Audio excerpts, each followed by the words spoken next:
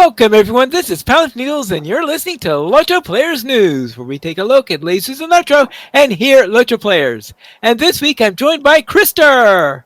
Hello. And Sanswinda! Hello. Hello everyone! Are you ready for some patch notes? Okay. Okay. Yes. All right, I'm ready. Can we give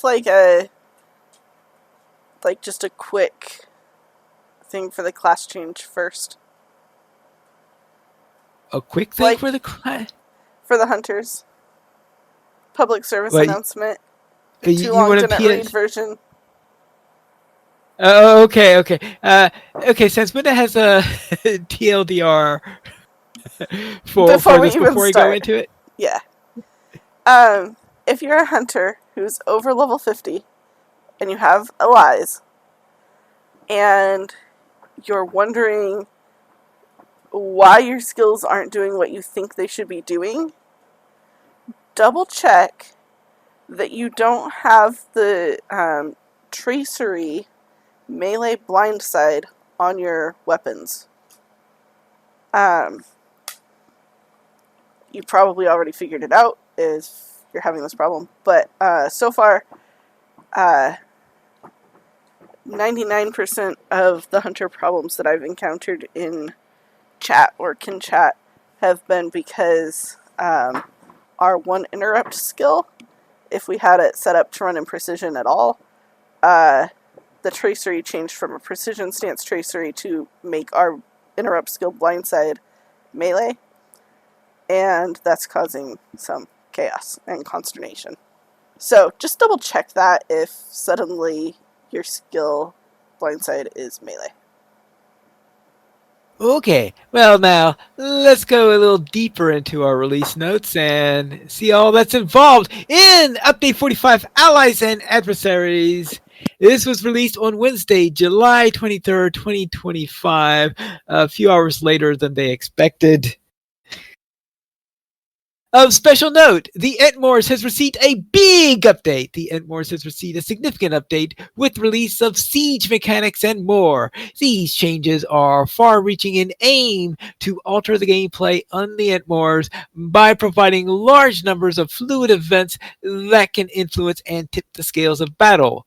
We have added more mechanics in the form of rewards and taking and holding the towers of Lugazag and Terrace Hall, new relics and buffs in the new area called the Underneaths, accessible by controlling the forward camp on the landscape of the Entmoors, and new vendors and buffs available once you take control of the outpost. This is one of the largest changes that we've made to the gameplay flow of the Entmoors in several years. Further information about these changes can be found lower in the release notes, though I believe I'm saving anything to do with the Entmoors and PvP for next week, because otherwise we'd be spending 3 hours here as I read through the release notes. Hooray! Anything to make it shorter, right? Well, at least dividing it up. Yeah, exactly. Yes. Oh, yeah. Easily into almost digestible pieces. Right. And one of the reasons for dividing this up also is because there are going to be there's an update coming next week, and I noticed that quite a number of the points that they are updating do relate to the Moors. So it might mean that a couple of these things are not working as they're specifying in the release notes. So it might as well give them time to finish tweaking the Moors before we tell you about all that's in there. And note that the Monster Play reward track for Season 2 will be available soon, and I guess we'll also cover that with the Moors. Next, birding has been expanded. That's right, birding has been expanded once again. This time around, birding reaches out into the lands of Mordor and Gondor with 9 new territories to discover birds in. These new territories are Anorian, Ithilien, Losanach, Lebanon, Belfalas, Lamadon, Luways, Agonite, and Klingris. Now, I'm going to assume that The Blackroot Vale is covered under either Lebanon or Lost Ark. I can't remember which one it belongs to. I'm assuming that's where the Blackroot Vale is being put at, because I can't believe that the Blackroot Vale is completely devoid of Well, it birds. sounds like a lot of regions are going to be covered once these new birds start flying through them. Yes. What I am surprised though is Hlingrus. I would think that with all of those the spider webs all over the place, that the birds might be flying into them or something. Oh boy, you see about a 5,000% increase in the spider population there. Don't give them any ideas. That'd be the most anti-sands place in Middle Earth. It It's already already is. the most.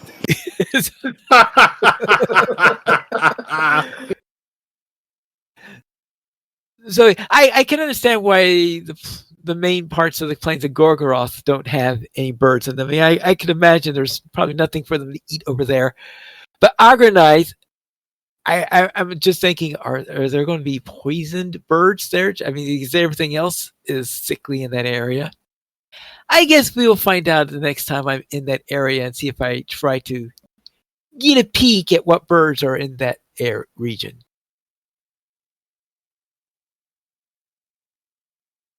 So, what is in the update? First of all, let's start with the Hunter.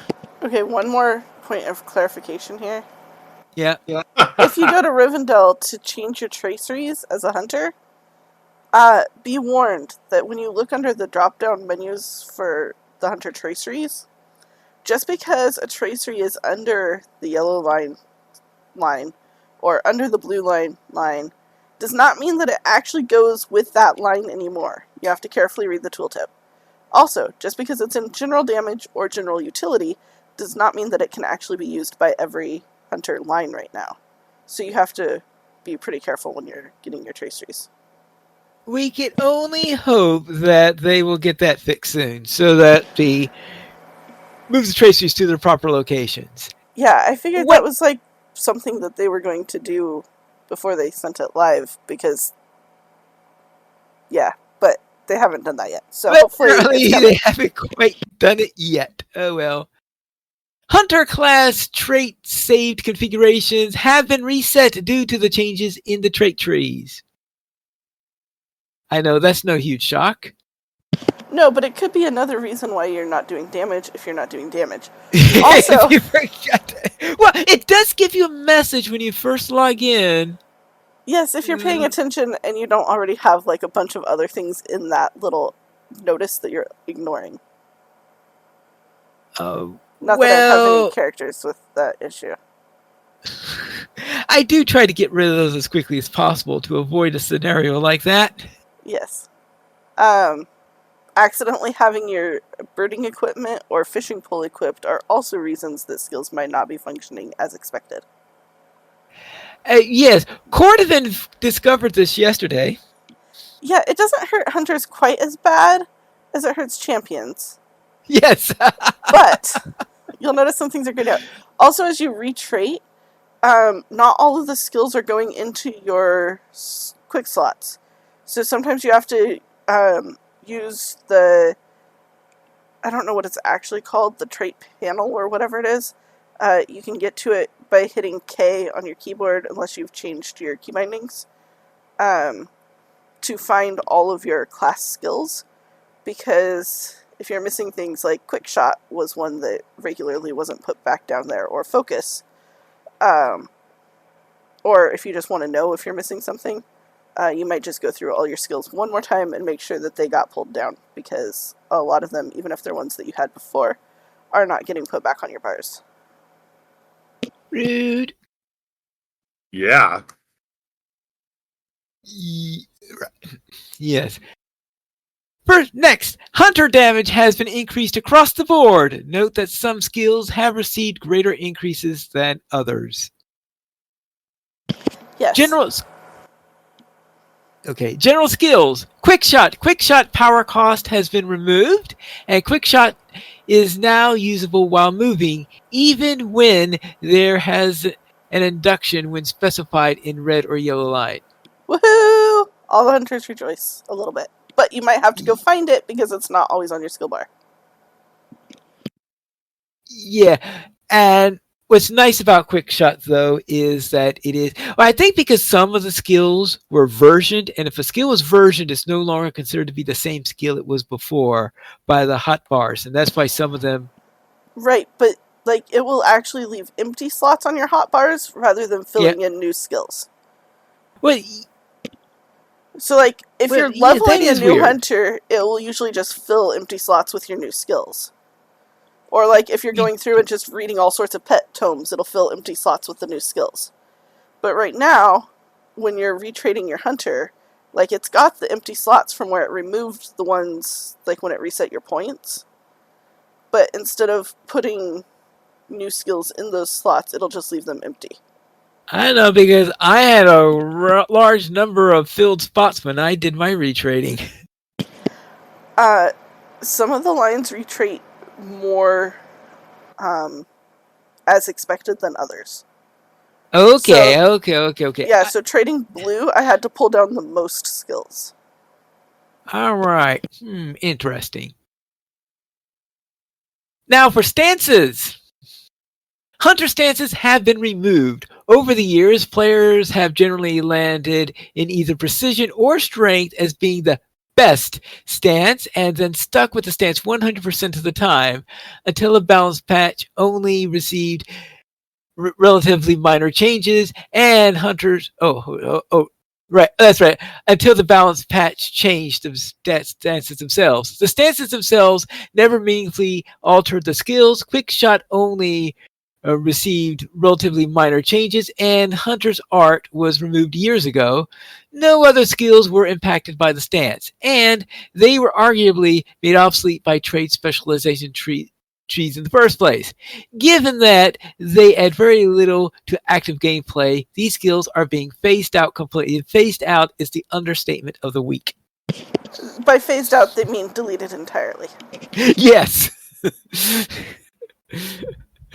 Purge Poison. Purge Poison will remove one effect of any type and a second poison. I guess they decided they wanted to make sure that it lived up to its name. I think so. It's down like 3 notches from where it used to be, but it does remove things besides just poison. So, Yeah. Yeah. Purge Poison no longer has an animation and is usable while moving. And in all lines. okay.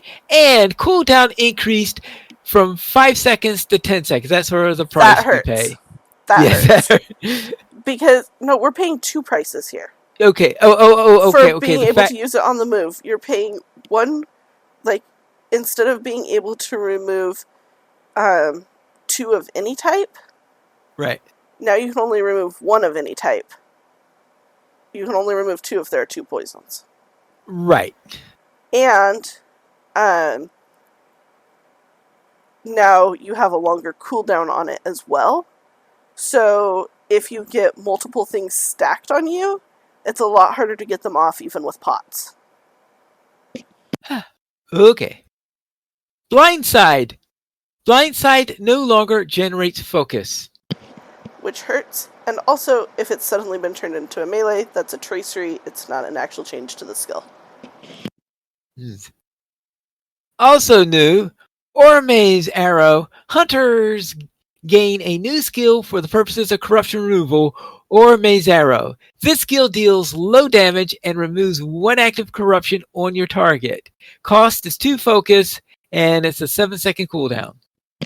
The fact that it costs focus is kind of annoying, but it does work at removing corruption.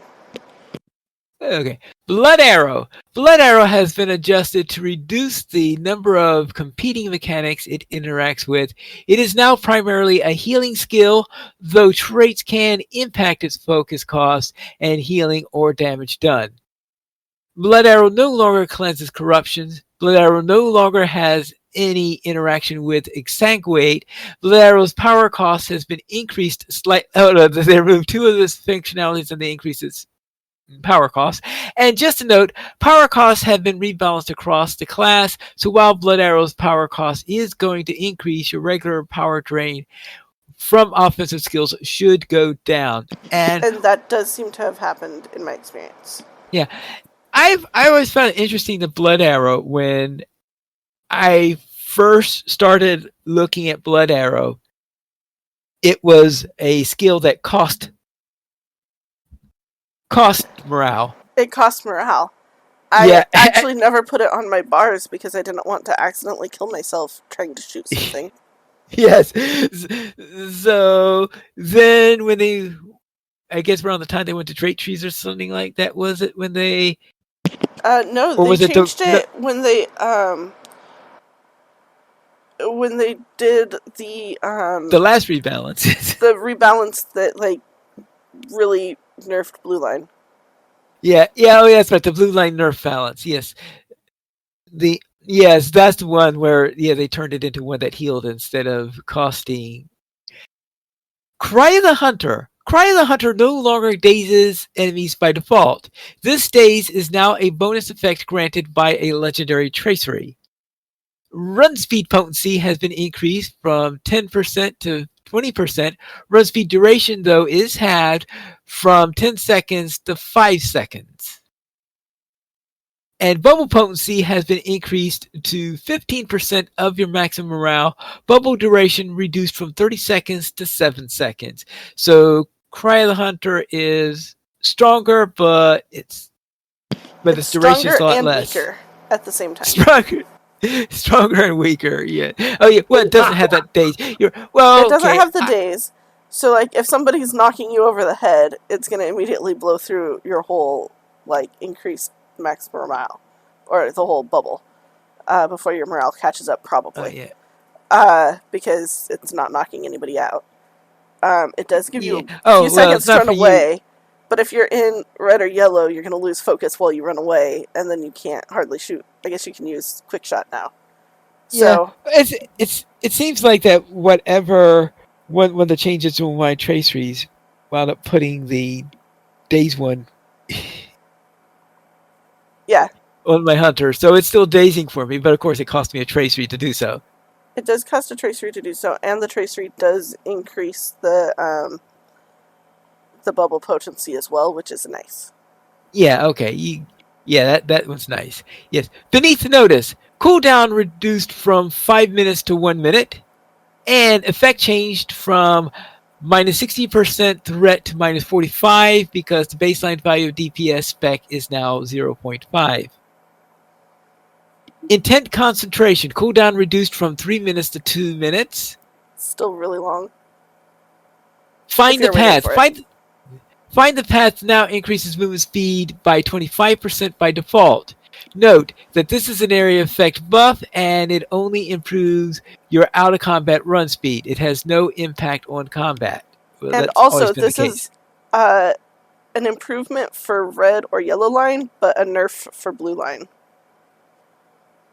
Well, assuming that your full blue line in had those 5 trait points spent to increase I'm just saying, if I kept a 4th line on my hunter for a solid blue line for deeding, where you could just run super fast, and yeah.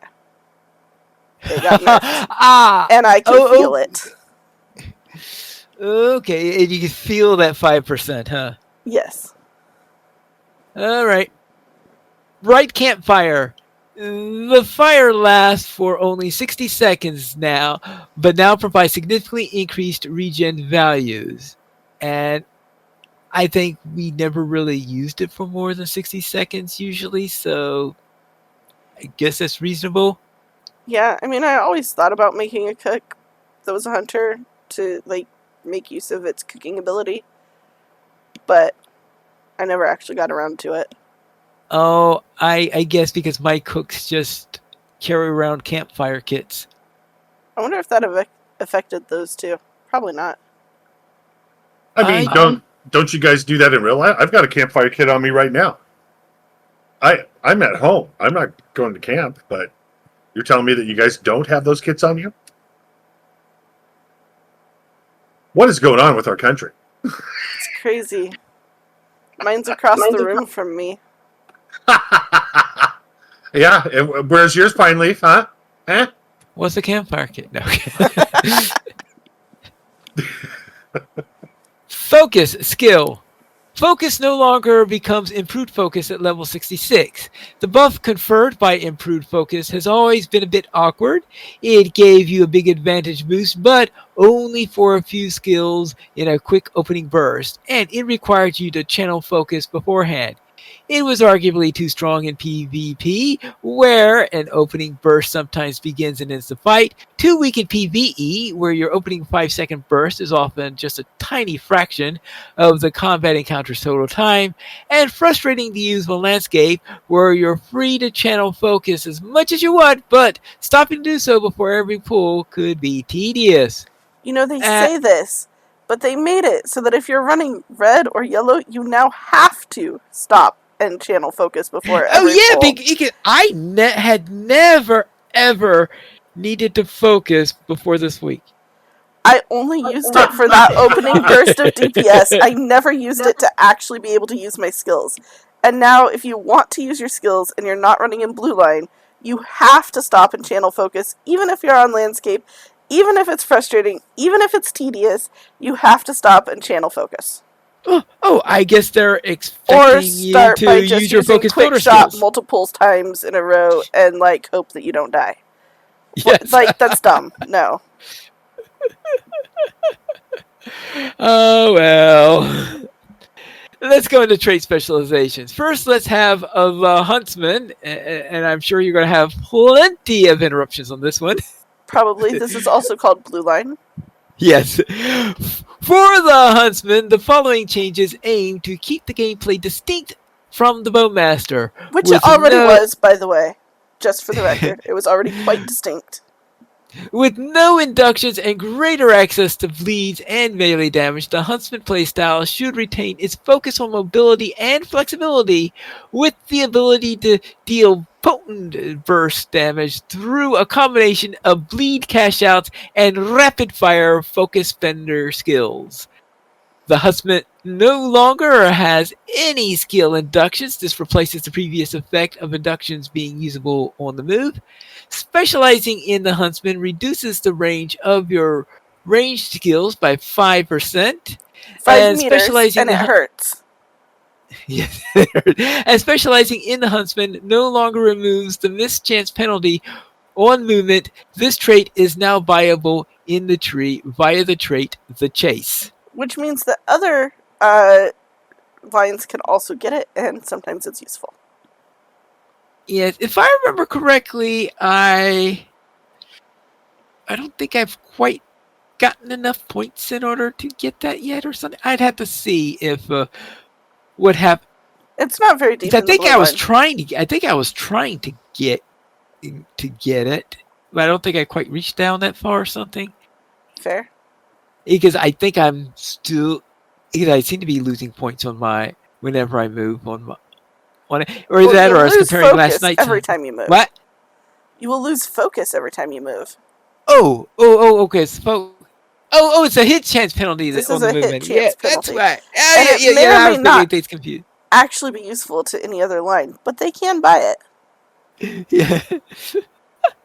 The reason it might not be useful is because you have to have buy focus. It for quick shot. I guess you buy it for quick shot.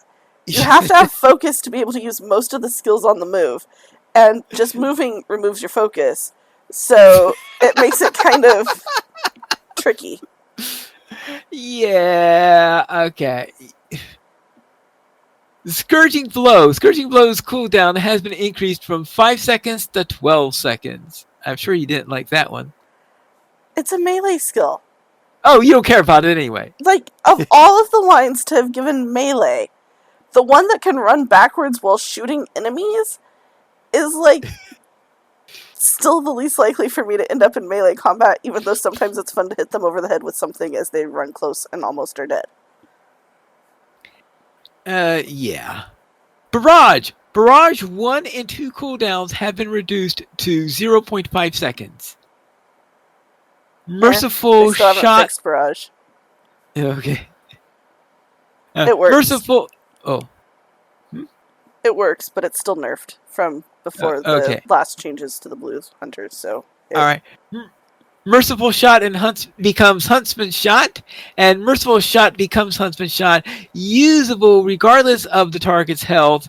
The focus cost is 4 focus, and the cooldown is 25. I think it only becomes Huntsman Shot under Huntsman specializations, Merciful Shot under underlines. Yep.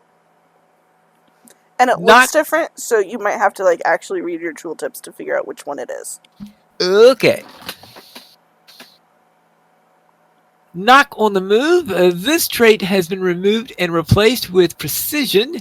This trait grants you the effect formerly associated with Precision stance, passively generating focus over time.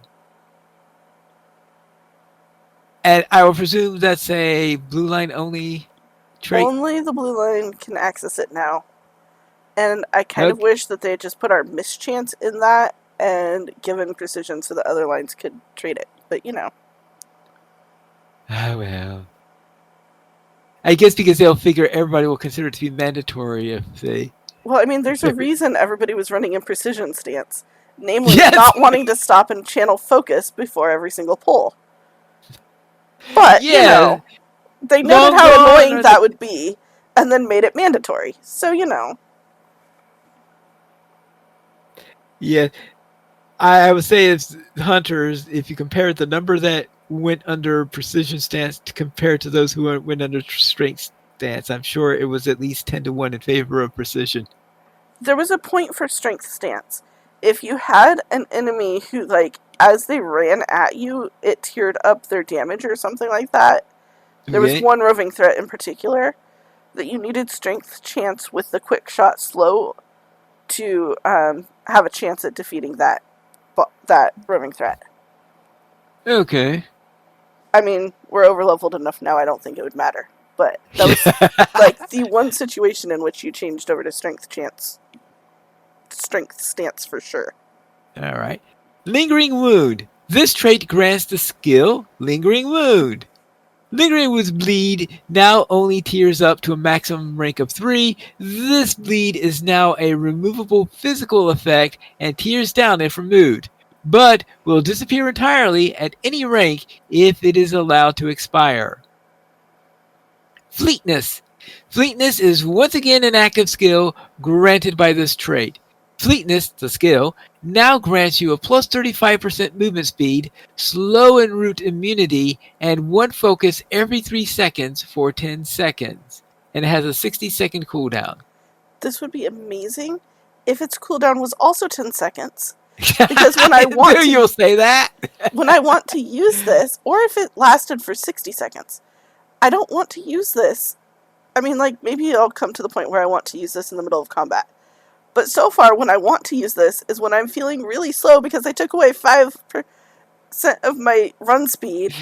And this makes up the 5% of the run speed, but only for 10 seconds? It turns you into a sprinter. Just remember, Sense Winda is notorious for wanting the fastest speed that she could possibly get.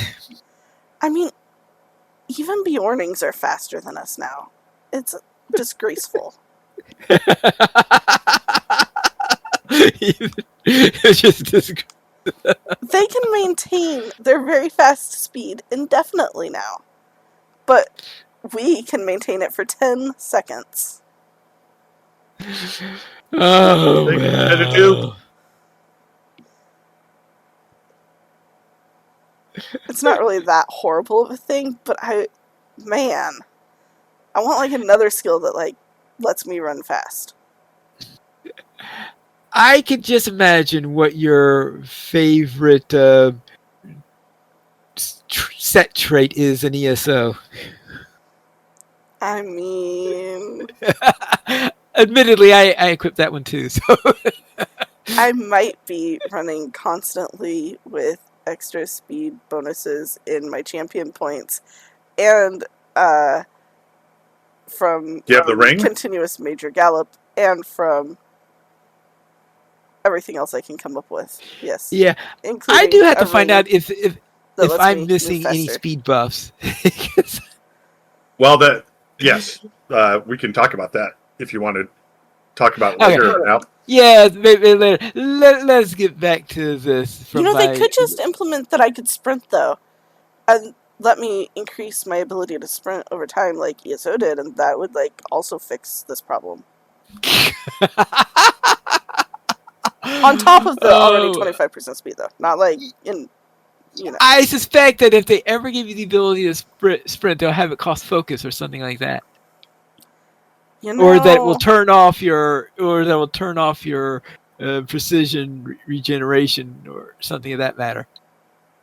Oh, they'd probably make it so that it was even more annoying.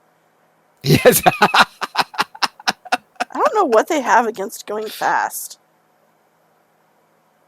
Oh well. Oh well. Yes. Let's see where. Earthborn. Yes, we were Getting ready to start Earthborn. Yeah, okay, we're getting ready to start Earthborn. Okay, yes, this trait has been removed and replaced with Cutting Wound. The low cut gains the ability to apply or tear up Lingering Wound. Okay. If you're in combat with an enemy who is that close to you for that long, what even are you doing? I mean, it sounds cool. Oh, well. I will... I've tried... Okay, Pineleaf. I actually tried to get off as many melee skills as possible while in combat, and the most I've managed to do is hit them once with a melee skill before they fall over dead. And this is, with every muscle in my body fighting the urge to run backwards.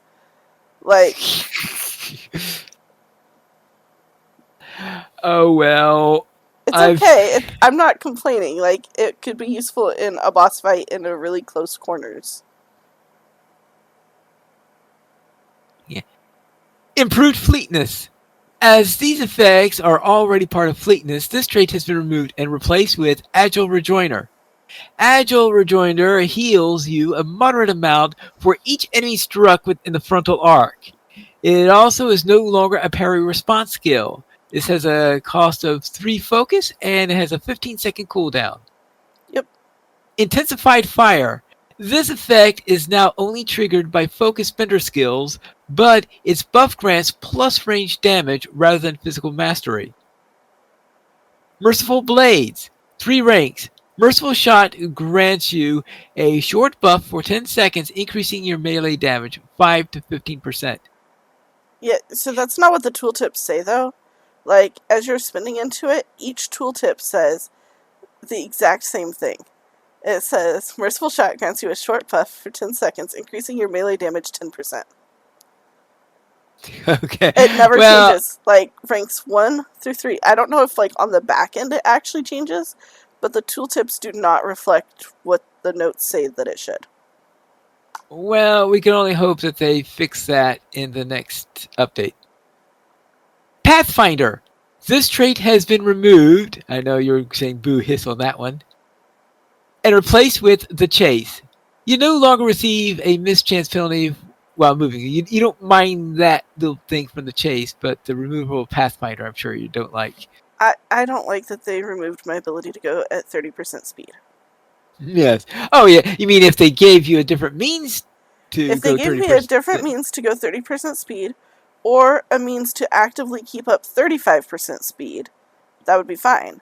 The fact that they took away 5% speed and 5 meters of range, and, called it good, I think they're a little bit crazy. Split Shot. Split Shot now costs 3 focus rather than 2. The Split Shot damage has been reduced by 15%. Split Shot no longer has an induction and is now appropriately treated as a focus spender skill rather than an induction focus builder skill. Yeah, pretty much everybody was noticing that Split Shot's not doing enough damage anymore. And it costs more focus. Yes, and it costs more focus. Blood Arrow. Each rank of this trait also increases the focus cost and power cost of Blood Arrow. And rank 2 no longer reduces the cooldown of Blood Arrow. For Shot Through the Heart, this becomes relentless. This trait no longer affects the skill Heartseeker, limiting it to Huntsman Shot or Merciful Shot. Strong Draw becomes Strong Arm. This trait no longer has a 6th rank or the effect from that rank. Strong Draw max potency has been reduced from 25% to 10%. Note, this trait was bugged and was impacting the wrong set of skills. In its high base value also had a significant skewing impact on the effects of other damage bonuses. As a low-level general damage trait, this trait was much too potent. That potency is better found in the base damage of your skills. Alright. Close Quarters. 4 ranks. This trait increases your melee skill damage plus 2.5% to 10% and bleed cash out damage 3% to 15%. Volley. Because Blue Line has no inductions by default, Volley's effect has been replaced with Focus Fenders give you a plus range damage buff 2 to 10%. This effect can be stacked up to 3 times, but will be removed by using a ranged focus builder skill. Exsanguate. Exsanguate no longer has any relationship or interaction with Blood Arrow. Instead, Focus Builder skills now have a 5 to 15% chance to make Exsanguate available to use. Exsanguate's bleed duration has been reduced from 20 seconds to 10 seconds.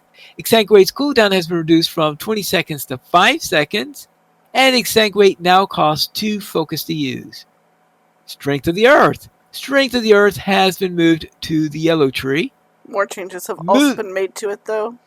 Just pay attention to the tooltip. Okay. Moving Target. This trait has been removed and replaced with Wounded Prey. From the yellow tree, this trait has moved to the Huntsman's tree alongside with Lingering Wound itself. The extra bleeds are pretty nice. And if you're looking for a tracery to replace your melee blindside with that you found on your weapons, bleed damage is a good one. Okay. Any other comments relating to the Huntsman before I go to the Bowmaster? Give us our speed!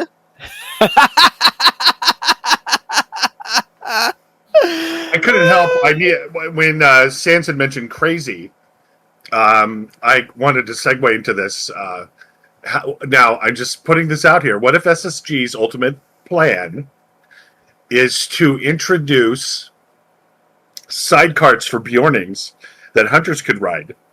And then they could even have like maybe a legendary component or war steed component to them, where you could decorate your sidecar. That would be funny. In other words, I have no comments to make whatsoever, finally, that have any relevance. Let's go to the Bowmaster then.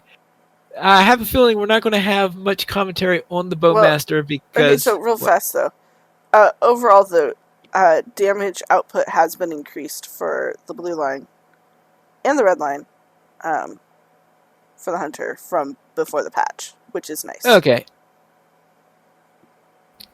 For the Bowmaster, the following changes aim to maintain the status quo of the resolute long-range archer, releasing a continuous stream of high-damage arrows as long as you're able to maintain the focus and use inductions relatively uninterrupted. You may notice that several passive sources of induction reduction have been removed from the outline below. Passive induction reduction has crept up so high over the years that many Bowmaster hunters have grown accustomed to having at least minus 75 to 85% induction durations at all times.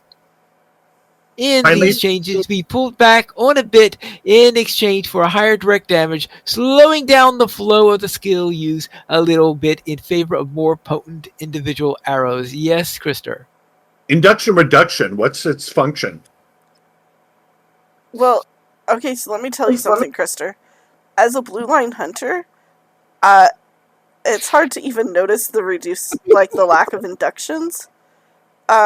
Because of the cooldown timers still making it so you can't use another, or you can't spam skills. So yeah, I don't know that that's going anywhere except to say that in actual practice, it doesn't feel that much different. That's good though, right? I mean, it might like speak to the whole fact that like we could have 85% induction duration reduction before, and so I'm not really noticing a difference with no induction on blue line, because you could trait the induction reductions from Bowmaster, most of them too. I'm waiting for Krista to write the Schoolhouse Rock version of this. Anyway, yeah, the right thing when you to can note say that, I was for like, oh my goodness, I've got to say this. the thing to note for Bowmasters is like if you are running and shooting and you're shooting skills that have inductions and they're not quick shot, you do have to stand still a little bit longer than you're used to get them off. Okay. Specializing in the Bowmaster no longer grants the needful haste proc effect. Specializing in Bowmaster no longer grants the skill pinning shot. It also now increases your range damage by 10%. And specializing in the Bowmaster now grants the skill long shot.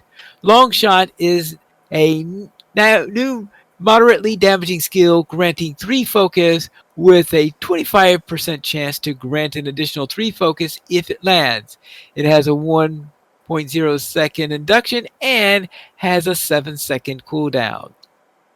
And Swift a release. higher mischance than most of your other skills. Higher mischance. Okay. Well, I guess it is a long shot, I suppose. Yeah. I would think with a name like Long Shot, it would have an extra range also.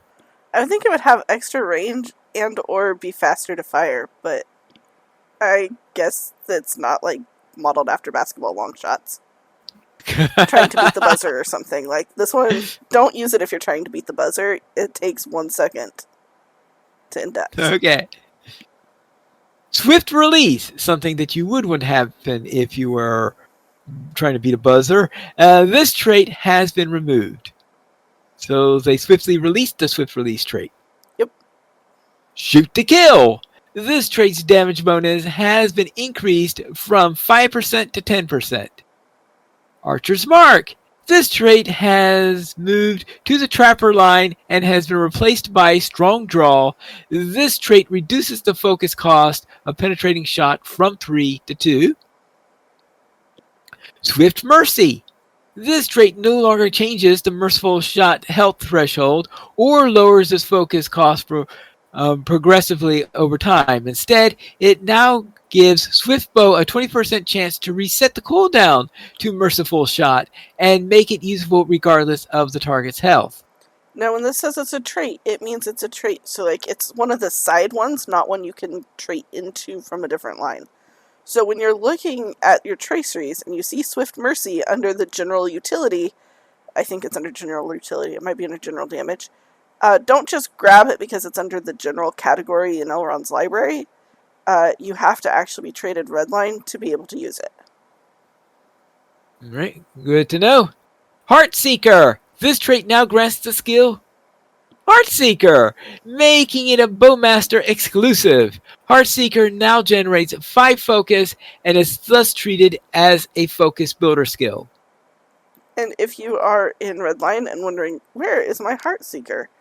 Go ahead and spend all your traits before you go looking for it, but then look under your class skills if it still hasn't reappeared on your bars. Alright. Burn Hot. Swapping places with Hidden Stalker, this trait grants you the skill Burn Hot, making it a Bowmaster exclusive. Burn Hot's default potency has been increased from 20% to 30%, and Burn Hot's default cooldown has been reduced from 2 minutes to 1 minute and 30 seconds. And yes, this means that if you're not running Redline and you have a Burn Hot tracery on your bars, or on your weapons, you probably want to swap it out because it's only useful in Redline. However, if you're running Redline, keep it. It's awesome. True Shot. This trait now increases penetrating shot damage. It no longer grants or improves a critical vulnerability debuff. Fast Draw. The quick shot buff granted by this trait now has a duration of 12 seconds rather than 6 seconds. Swift and True. This Bonus effect granted by rank 5 of this trait has been changed to each arrow loosed by Swiftbow gains a 30% chance to generate an additional focus. This chance is reduced to 10% when specialized in the Huntsman. Quick Escape. This trait has moved to the yellow line tree. Bow of the Righteous. Bow of the Righteous no longer grants a new skill. This trait now adds the effect of Bow of the Righteous to Intent Concentration. Strength. With stances removed, this trait is now a simple and passive bonus granting plus range damage. Mercy Kill. This trait now grants 5 to 15% merciful shot damage and plus 2.5 to 10% critical damage. Hunter's Blood. 4 ranks, each rank grants plus 20% blood arrow damage, minus 2% initial heal potency, and minus 20% power cost. And what this means in practice is that your hunter or your blood arrow damage thing, initially it will heal you for 10% of your max morale. Every time you rank in this, you get 2% less healing. So if you put in all 4 ranks, it will heal you for 2% of your max morale instead of 10% of your max morale. So it depends does on do which more one you... damage. Yeah. So, you know, take it or leave Which it. is more important. Yeah. Alright. That might be a reason why some people who like to play Redline might have 2 Redline traits if they were exclusive Redliners. Yeah, maybe. Right. Hidden Stalker. This effect has been removed. Rain of Basically- Arrows. Wait. This means that being in camouflage does you absolutely no good. Unless your whole goal is just to like hide while you AFK. Oh wait, that's right, because camouflage, it wasn't the entire purpose of it. It was to be more powerful in your first shot. Right, it was like ambushing when you're a warden. You can like surprise them and like get an extra damage burst. Oh, they got rid of the damage burst on the warden side. Well, okay, but you know how it used to work. Right? Yeah. Where like you can do this and then like because they can't see you coming, it does more damage. Right. It doesn't anymore for hunters either. Okay. Presumably it still works for burglars, but I haven't read that far. Alright, we'll have to see when we get to the burglar. If not, they're basically little stabby champions. Yes. Storm of Arrows. With its lower base cooldown, the active cooldown reduction from this trait has been reduced from 2 seconds to 1 second per critically hit target. Though you may have more trouble critically hitting your targets. Long Shot. 3 ranks. Increases long shot damage 5 to 20% and increases long shot's bonus focus chance by 5 to 25%. In for the kill, 2 ranks. The first rank of this trait now grants the Heartseeker its bleed, and each rank increases all damage over time damage by 5%. And finally, Upshot. Upshot's cooldown has been increased from 15 seconds to 20 seconds. Upshot now uses a focus cash out multiplier to deal its bonus damage based on the amount of focus consumed. This does not change the potency of Upshot's focus damage multiplier, but it does mean that when you are in full focus, regular plus damage buffs will improve Upshot's damage by a value closer to what you'd expect, as those additive plus damage effects will no longer be diluted by the large multiplier from focus. It also means that you will not see the damage of Upshot change on the tooltip for various focus levels. That bonus damage is now only calculated at the moment that the skill is used. You know, the way they use the word diluted it makes it sound like the large multiplier from focus wasn't affecting it, but I think it was affecting it, and you just weren't noticing how much multiplier you were getting from upshot focus. Okay. I'm not positive on that, but Well then, let's head into the yellow line, the Trapper of Foes. yes. For the Trapper of Foes, the following changes aim to overhaul the specialization into one capable of matching other true support specializations, yellow line lore masters, burglars, and mariners. These changes should minimize the specialization's focus on traps and roots, which were both awkward to use in combat and functionally less useful than the abilities available to other classes. I beg to differ on that. I think functionally less useful depends on what function they thought it was being used for. Yeah, because I ran Trouble in Tuckborough after the update, and I got killed at the first control point during the counterattacks because I didn't have my traps available. It really changed what you can do solo in Yellow Line and how you need to do it. Yes, and I haven't figured out what I'm going to do with it yet. But Trouble in Tuckborough is certainly not in the list. Pineleaf, you're going to have to do some more testing.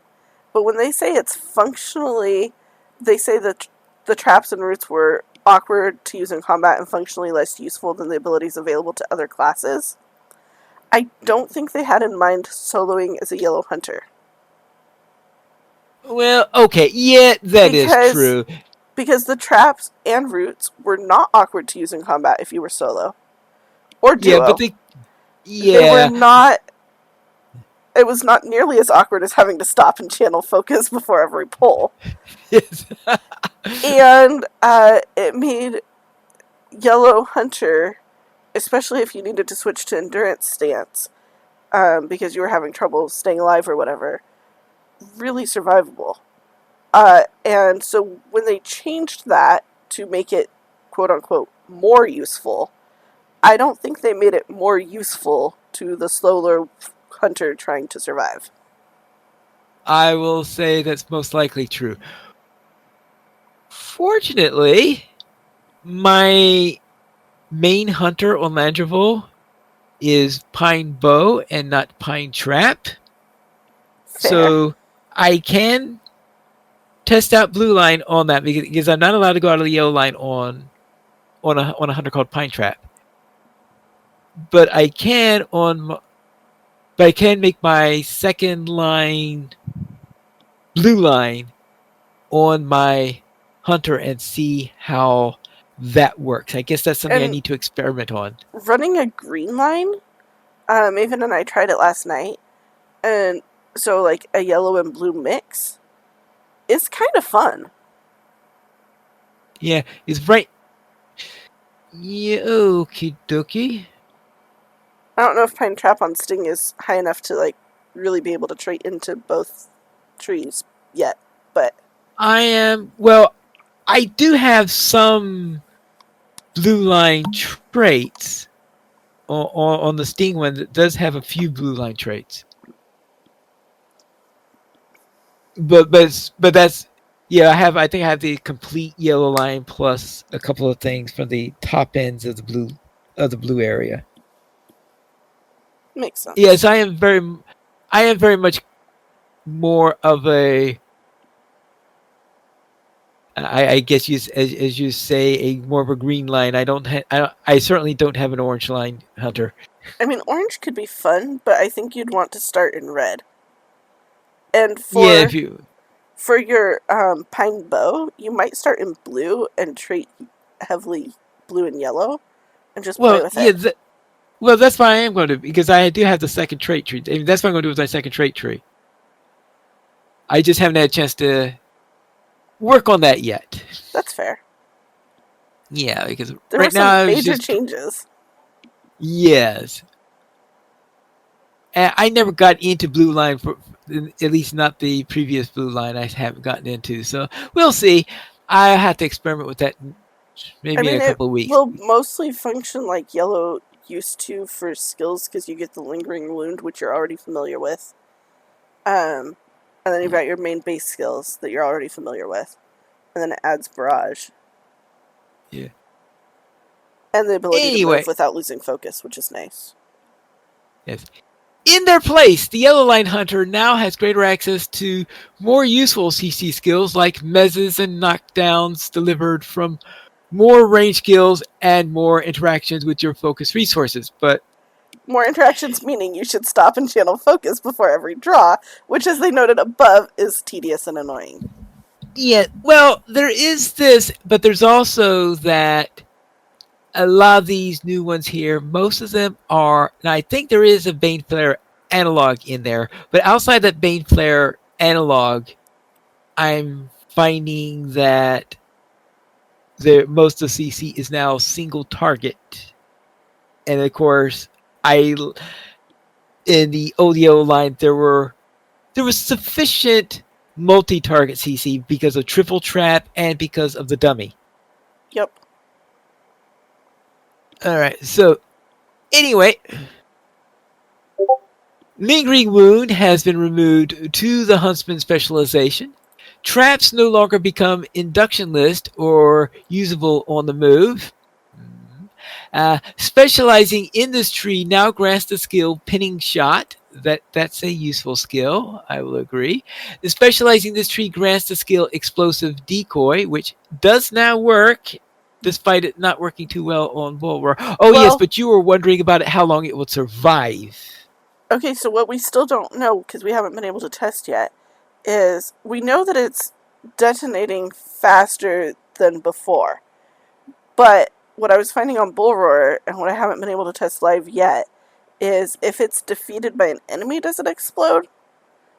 Or is it still exploding after an arbitrary delay that's now shorter?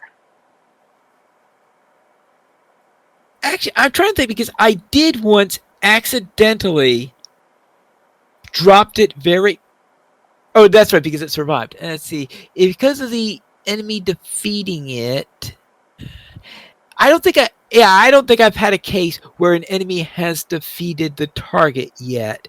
Because of the way I've been using it, they're usually attacking either me or my soldier. I haven't done too much landscape on it yet. So if they're attacking me or my soldier, and by the time they see the dummy and switch to the dummy, it's getting ready to explode. Yeah.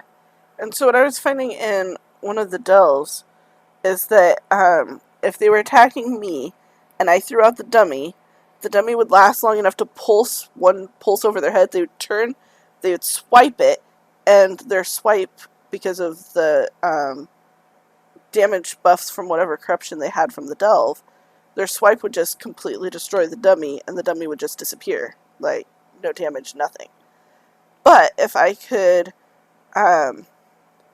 suitably distract them long enough for it to explode, it was exploding.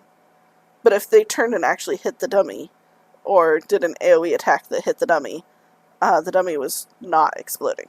So I don't know if they actually fixed that, or if that's still happening. Alright, well... I know it was happening before, though, which is one of the reasons that it had as much morale and as long of an arbitrary delay as it did. Alright. Now, specializing in this tree now grants the skill King's Foil Knowledge, but put a pin on that one because I have a PSA on this, which we're going to be talking about much later in this. Yes, because Pineleaf discovered why I never saw this skill while I was testing this on Bulwer, or in my live builds before Pineleaf told me this. Yes. Explosive Decoy.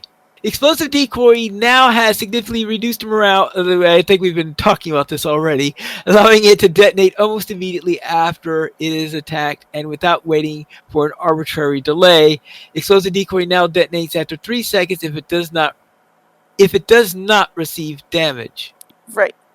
Which is the thing, though, is because if it's killed when it's attacked, it wasn't detonating, and And it Yeah, said this on Bulwark too, and it wasn't detonating when it was attacked. When it was killed right. by the attack, Yeah. The with way its it's worded significantly here, it's reduced supposed to detonate morale. it. Yeah. And it looks All right. like they meant for it to detonate. So hopefully they got that fixed. But I haven't All right. been able to test. We haven't been able to test that. All right. Kingsfoil Healing. Kingsfoil Healing is a new targeted skill which heals a modest amount of morale and applies resilient morales, which increases the target's incoming healing. This effect is shared with Water Lore. So it's very similar to Water Lore, but please note, put a pin on it because we got a PSA later. And you'll know why I'm delaying the PSA when I get to the point where I give it. Archer's Mark. Archer's Mark now has a 50% application chance.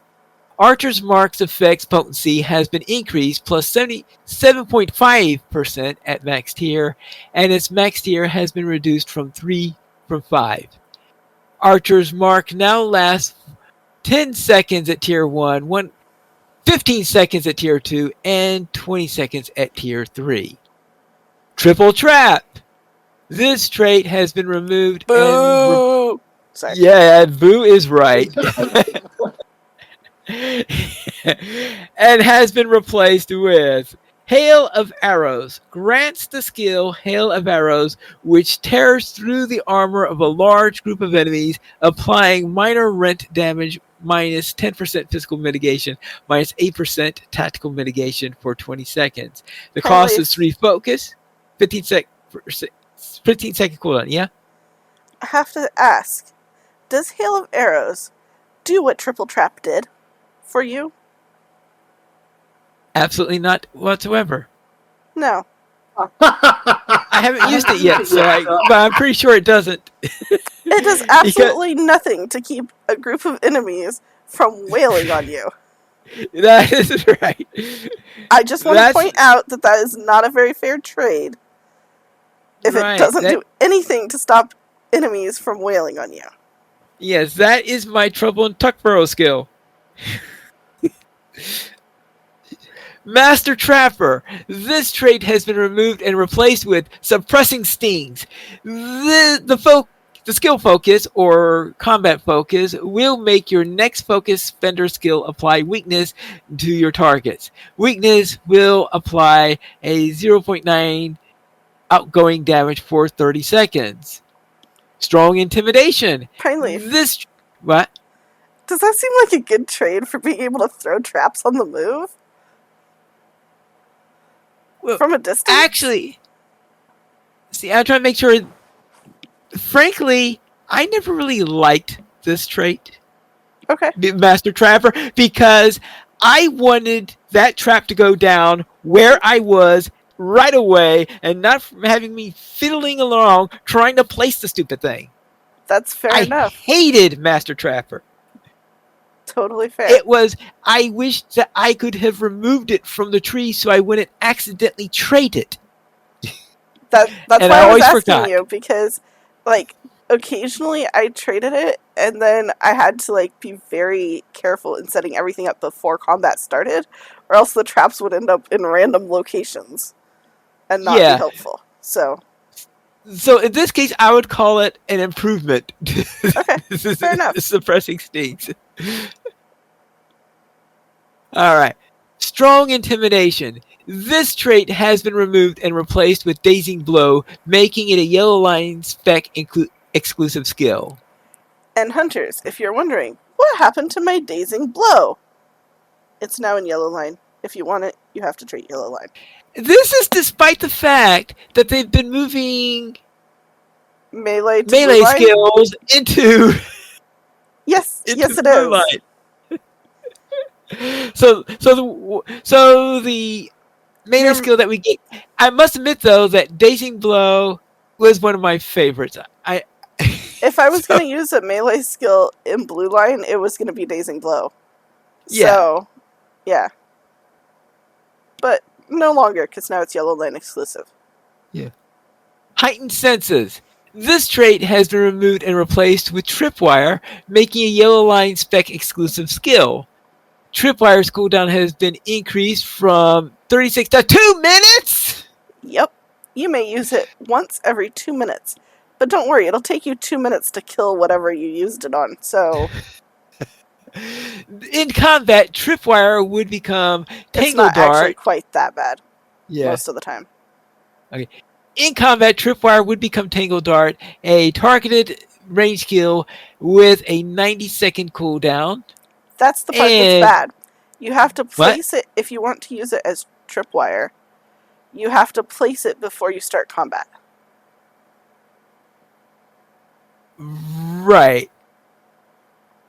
Now, this is though is this an archery skill or is this a master trapper type skill? I don't know what it When benefits in from. combat. What? I don't know what it benefits from. But it Well, becomes a shot skill when you're in combat. yeah. With a shorter Okay. cooldown, which is nice. It's actually, Yeah, okay, yeah, that's right. In combat, Tripwire becomes Tangle Dart in combat with a 90-second. Well, 90-second cooldown isn't that much shorter than 2 minutes. no, it's not that much shorter, but it is slightly shorter. Slightly shorter. Yeah. And Tripwire or Tangle Dart is now guaranteed to initiate a fellowship maneuver on its target. So that's one advantage to it, I guess. Yeah. If you're in a group. Solo, it's no good. It doesn't really help you solo. I mean, Right. it will knock them out for a little bit, which is nice. Right. But Compact payloads. This trait reduces the cooldown of distracting shot by 60 seconds. Sturdy traps. This trait was moved into the trait tree and has been moved into the trait tree. and then Because it replaced. used to be and it's replaced with Explosive Arrow. Explosive Arrow applies major rent damage, 15% for 15 seconds, then 12.5% for 15 seconds. Explosive Arrow is now a regular area of effect skill, hitting enemies in an area around your target rather than a ground targeting skill. Since I didn't like ground targeting skills, I think I think that's a general improvement. Just be careful that when you use it, you don't have any pathing mobs near the mob you were already firing at, because it will draw them into combat. Well, yeah, there is that little detail. Set Trap. This trait grants the eponymous skill Set Trap. Natural Extracts. This trait has been removed. Hindering Shot. 5 ranks. Rank 1 adds the hindering shot slow to barbed arrow, minus 10% speed, 5-second duration. Subsequent ranks each increase the potency of the slow by 5%. If you're Combat wondering, hunters, why hitting a mob with barbed arrow is not slowing it down, it is because barbed arrow no longer slows down mobs by itself. You must trait into this in the yellow line to be able to do that. You can trait into it from other lines. So if having barbed arrow apply a slow is important to you, or having any skill apply a slow is important to you, you might want to do that. Play with it and see. Okay, and how deep is hindering shot? I forgot. Not deep. Okay, it's not deep then. Okay. I guess because I feel like I'm getting pretty far down. It's really far down in the notes, but I think on your trait trees it's in the first row. Okay. Combat Focus. 1 rank. Focus becomes usable in combat, granting 9 focus. In this form, it has a 2-second induction and a 20-second cooldown. In other words, if you're in a raid and can stand still for 2 seconds to induct it, it could be pretty useful. The Black Arrow, 5 ranks. This trait grants an incoming healing debuff to Barb's arrow. Potency and duration doubled against targets below 50% health. I'm pretty sure... 15. Sorry, go ahead. Okay, 3 to 15% or 6 to 30% incoming healing reduction, and 10 seconds, 20 seconds, and duration. And I guess I'm pretty sure this is only useful in raids. I can't think of a single landscape instance where this would be particularly useful, but I might be wrong. Okay, granted. An incoming healing debuff to Bard's arrow is probably most useful to raids because that's where they're most likely a healing debuff on enemies But will also, isn't be Bard's needed. arrow the one that makes them turn around and run away in fear? Yes, it is. So, like, if a boss is immune to the fear effect, do they also become immune to this effect just because it's on the same skill? Hopefully not. If the healing Because I'm guessing debuff you're going to want to use the healing debuff on a boss who's probably not going to be able to be turned to run.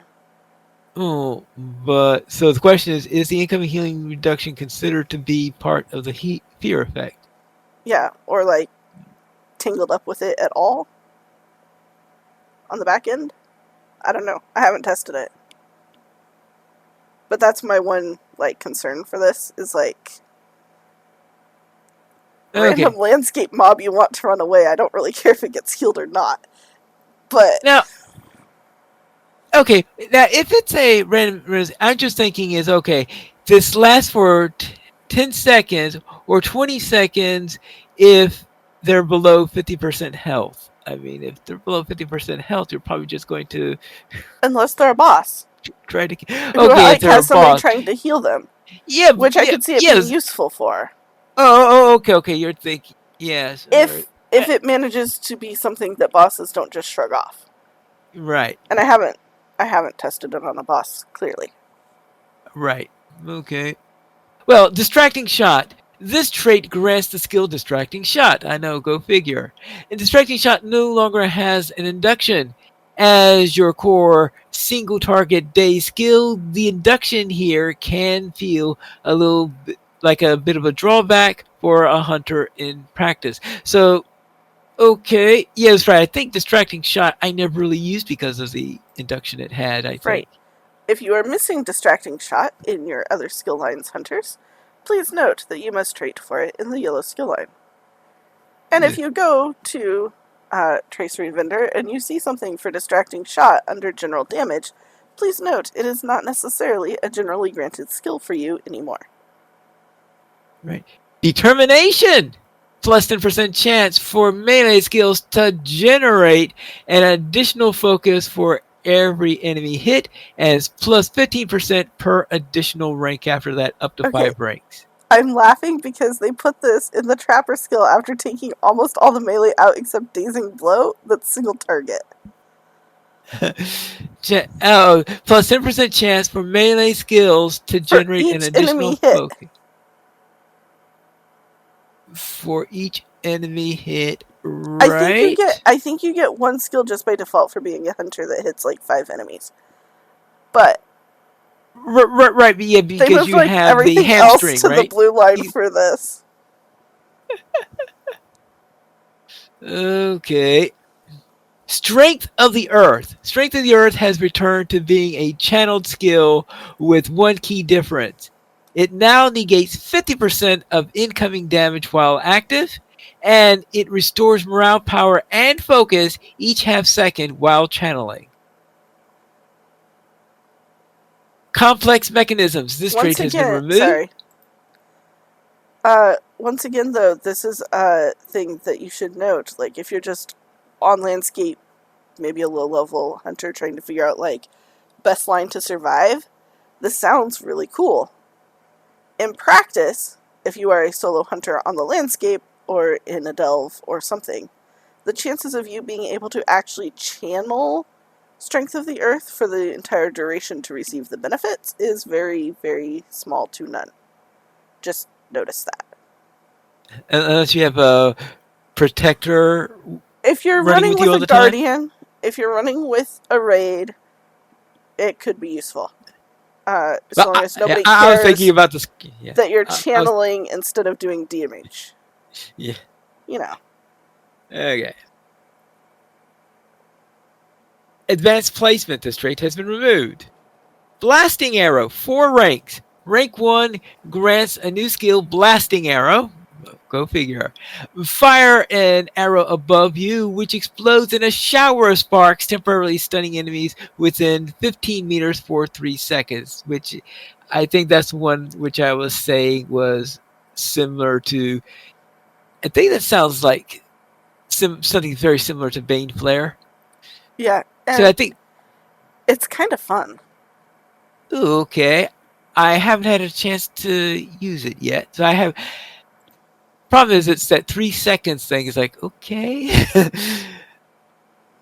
90 mean, second cooldown, 3 focus, subsequent ranks add 1 second to the stun's duration. 3 seconds isn't very long, So but it's 6 seconds then if it's fully traded. yes. Yeah. I mean, I think by the time I finished doing it, I'd be fumbling around so much in trying to select a target or something like this that by the time I got to the shooting again, the thing would have expired. Yes. So where this is most fun is with somebody else.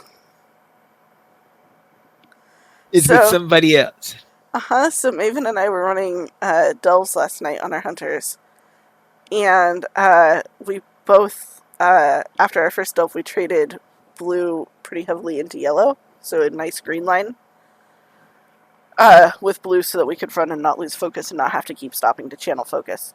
And if one of us used Blasting Arrow to take out the group of enemies to like knock them out for a second while they were running at us, the other one could start picking them off while you like refocused on an enemy. But you don't have to like unfocus on an enemy to shoot this. But it will shoot where you are.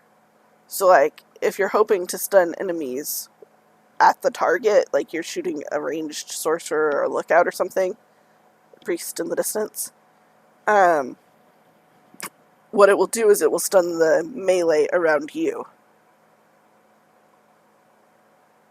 I don't know if that makes sense. Okay. Like, you stop shooting your target for a second to shoot straight up and temporarily stun enemies within 15 meters of you for 3 seconds. It's kind of nice. Okay. So we'll just have to see. I haven't had a chance to really use that one yet. Survival gear. This trait has dropped from 6 ranks to 4 with a maximum bonus of 5%, but is now located a little farther into the tree.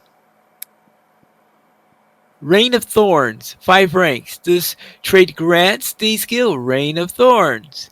Rain of Thorns cooldown has been increased from 1 minute to 2 minutes. And Rain of Thorns baseline root duration has been reduced from 30 seconds to 10 seconds, and subsequent ranks add 10 seconds of Rain of Thorns root duration. Now, may I ask, is this an overall nerf or? I don't know. This thing, okay, it looks like it says, okay, so we're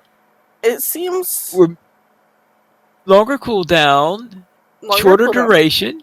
Yep. Though you can add to the duration by ranking into it. Yes, but did it? Okay, that's new then. Yeah, it lowered its baseline root duration. I don't know if it's new that it adds duration when you trait into it, but it looks like you can get the duration back up. Okay, well, all right. Armor Rend. This trait has been removed. Steel Mechanisms, 3 ranks. Each rank grants +1 second grace period into some of your CC abilities, traps, Rain of Thorns, and Blasting Arrow. This trait no longer removes focus loss from movement. Which is kind of sad. Improved Distracting Shot, 4 ranks. Each rank grants +5 second days duration and -15 second cooldown for Distracting Shot. That's nice. Mm-hmm.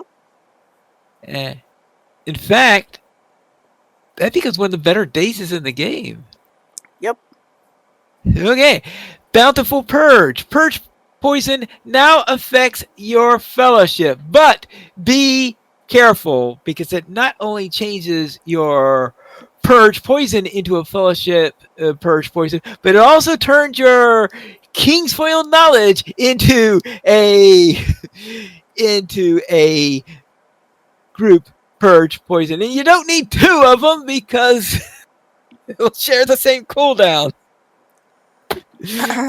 Which is why I couldn't figure out why I wanted King's Foil healing at all.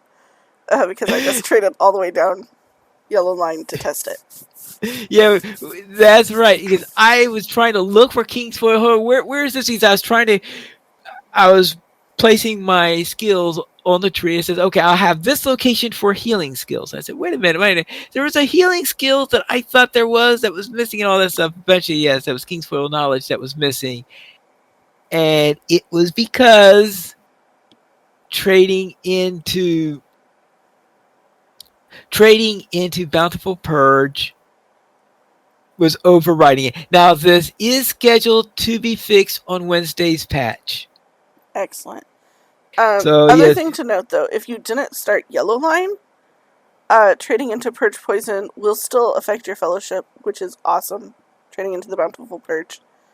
And, it's not going to cause any additional effects or anything. It's only if you're Yellow Line that it affects the other skill. Right. Yeah, only if you're in Yellow Line, because that's one that has King's Foil knowledge, or would have it if you didn't trade into Bountiful Purge. And the King's Foil one, I believe, is one of the ones that's under the wrong... the tracery for it is under the wrong drop-down menu in Elrond's library. So just pay attention.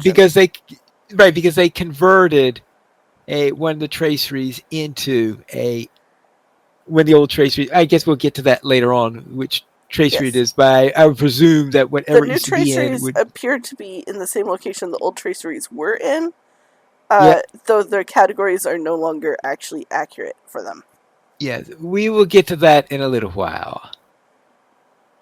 Okay, where were we? We were at, Piercing Arrow is next. Piercing Arrow, yes. Piercing Trap has been converted into a single target range skill. Similar to the Trap, this skill reduces your target's movement speed and applies an effect to the hunter, causing all of your range skills to restore morale for 15 seconds. The cost is 3 focus, cooldown 60 seconds. I guess I'll have to learn how to use that skill. The skill still looks like the Trap. So if you're looking for the Trap on your bars, just know that, it's not actually a trap anymore. It's a shot. I might have put it onto the line with the traps. Because I initially put it with the traps because I recognized it, but it's not a trap. Yeah.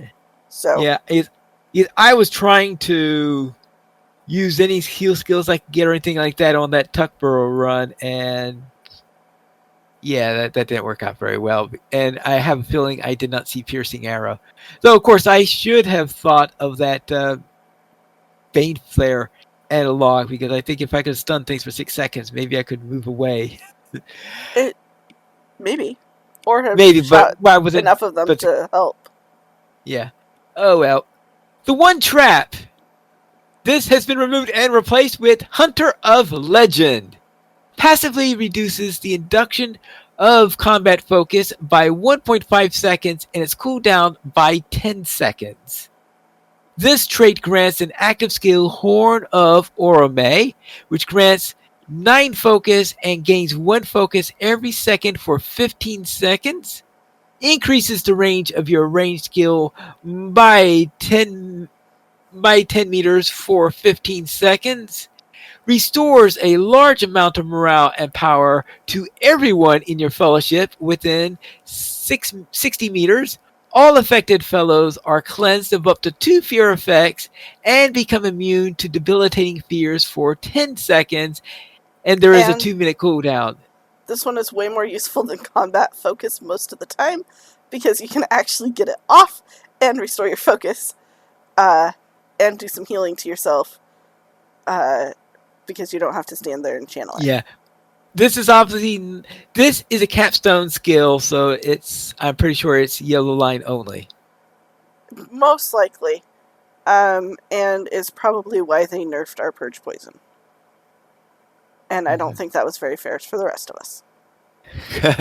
To give a fear purge to Yellow Line as well as the poison purge. Yeah, right. Yeah. That is a possibility to make the Yellow Line the better purger, yes. But a 2-minute cooldown means you're not going to do it too often. I wish that my regular purge poison would be able to remove 2 bleeds or 2 poisons, even if it couldn't remove 2 fears. Just saying. All right. Okay. Emergency preparations. This trait has been removed and replaced with Hunter of Evil. And the first time I read that, I said, "Wait, an evil hunter?" I said, "No, one who hunts evil." Yes. Every hunter I know is evil. No, not a Hey, hunter now. for evil. Yes. Orme's arrow becomes okay. Orme's arrow becomes an area of effect targeting skill, removing 1 corruption from up to 10 enemies in a small area around your target, plus 2% shadow mitigation. Which is pretty cool, but if you're not trying to pull 10 enemies, try not to use it immediately. Well, this is something that sounds like it could be really useful in delvings. Yeah. Because that's where you most often run into many mobs that have corruptions. You just want to make sure that you don't have like 2 groups close together, that you could have pulled just one group if you shot them with like penetrating shot first. Just saying. Okay, well, there is that. Traceries. Okay, now this is where we have plenty of PSAs, because you heard Sans earlier on how things are not quite yet in their proper bins. Beneath notice cooldown has become intent concentration cooldown. This tracery now reduces intent concentration's cooldown up to 22 seconds. Which still leaves it with a really long cooldown. Cry of the Hunter bubble. The tracery now increases bubble potency by 50% and re-adds the days back to Cry of the Hunter. Don't worry, baby hunters. When you get to be level 50, you can now daze enemies to save yourself again. Distracting shot cooldown. The maximum potency of this tracery has been reduced to a 10-second reduction. Explosive arrow damage becomes King's Foil healing. This tracery... What? I thought explosive arrow... That was a general one before, I guess? Explosive arrow damage? Was it? That might be one of the ones that's actually in the right place. I don't remember. Yeah, that might be because I thought that was yellow line. Yes. Okay, that might be in the right place. Okay, this tracery now increases potency of the heal from King's Foil knowledge up to 38.5%. Assuming, of course, you didn't accidentally remove it by trading that should be purge. Fixed soon. I know it'll be fixed next week. Yes. Focus bow critical multiplier becomes focus spender damage. This tracery now increases the damage of focus spender skills by up to 11%. Though, if you're wondering why your skills seem to be doing less damage or critting less often, this is one of the reasons. Heartseeker damage. The maximum potency of this tracery has been reduced to 38.5%. Still worth it if you're redline. Yeah. Induction bow critical multiplier becomes range skills critical multiplier. This tracery now increases the critical damage multiplier of all range skills by up to 11%. A good one to check to see if you have on your weapons, and to maybe consider putting on them if you do not. Yes, I mean, it could always be... This then is... Probably it looks like it's a bit of a consolidation with focus bow and induction bow. And you might have only had one of the critical multipliers on your weapons before, depending on how you put your tracers on, which is why this one's important to check, because most of us, if we only had one, we had focus bow critical multiplier, and so you might not have this on your bow or your other weapon, your one-handed weapon, but you might want it. All right. Induction bow damage becomes focus builder damage. This tracery now increases damage of focus builder skills up to 11%. I think that this one was done because blue line would be rather... It'd be useless to blue line because nothing it were induction bow damage. Yeah. I do appreciate that they changed it to focus builder versus focus bender. That's kind of easier to understand too. Like in general, you don't have to go around Yeah, looking at tooltips. it's the same. It's Does this have essentially the inductions or same no skills. induction? Yeah, it's basically the same skills, but there aren't any random ones, or shouldn't be any random ones that are drawing off the other one. All right. Lingering wound damage becomes bleed damage. This tracery now increases the damage of all hunter bleeds by up to 16.5%. And most of us probably did not have this treated, but most of us probably now want it. So it's a good tracery to look for. Merciful Shot cooldown and critical multiplier becomes Merciful Shot in Huntsman. Merciful Shot in Huntsman shot cooldown. And this tracery now reduces the cooldown to Merciful Shot and Huntsman shot by up to 5 seconds. And does not have critical multiplier, which might also change Well, what you expect skills to do. Yes, but then I would presume then the critical multiplier side is handled by that one size fits all one that we talked about earlier. Yep. Needful haste duration becomes fleetness duration. This tracery now increases the duration of fleetness by up to 4.4 seconds. It's still approximately 50 seconds short. Precision stance, critical magnitude becomes melee skills damage. This tracery now increases the damage of all melee skills by up to 22%. And this might be one that you find on your weapons and you go, wait, how did I choose this? You didn't. They changed one that you found really useful to this that you may or may not like. Yeah, it all depends on the type of hunter you play. So I have a feeling that there is a large percentage of hunters who wouldn't be caught dead using a melee skill. I mean, the way that they did it for Blue Line, a lot of them now work kind of like a Runekeeper, where like if they run close to you, you've got like the Shocking Touch possibility. Except instead of having Dazing Blow that was doing that, you now have like 3 different skills you could choose from. Okay. And they do tend to knock them out, or like by knock them out, I mean like get rid of them. Okay. Precision, quick shot, critical chance, and magnitude becomes melee blindside. This tracery now causes blindside to become a melee skill, which generates focus and deals more damage, as well as increases the chance of your melee skills to generate an additional point of focus up to 4.4%. So essentially, I think it makes it very similar to what blindside was about 2 changes ago or something. Something like that. Before we needed inductions for almost everything. So, as one of my kin mates said last night, if your hunter was set up properly before, your blindside has probably now become a melee skill, and you're probably wondering why did they nerf it and revert it to what it was before when we need to be able to interrupt inductions at a distance more regularly now.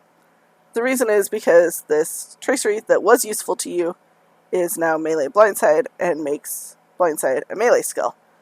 And so if you want to only interrupt melee mobs or always have to run up to something and try to interrupt it before it finishes inducting as a hunter, this tracery is for you.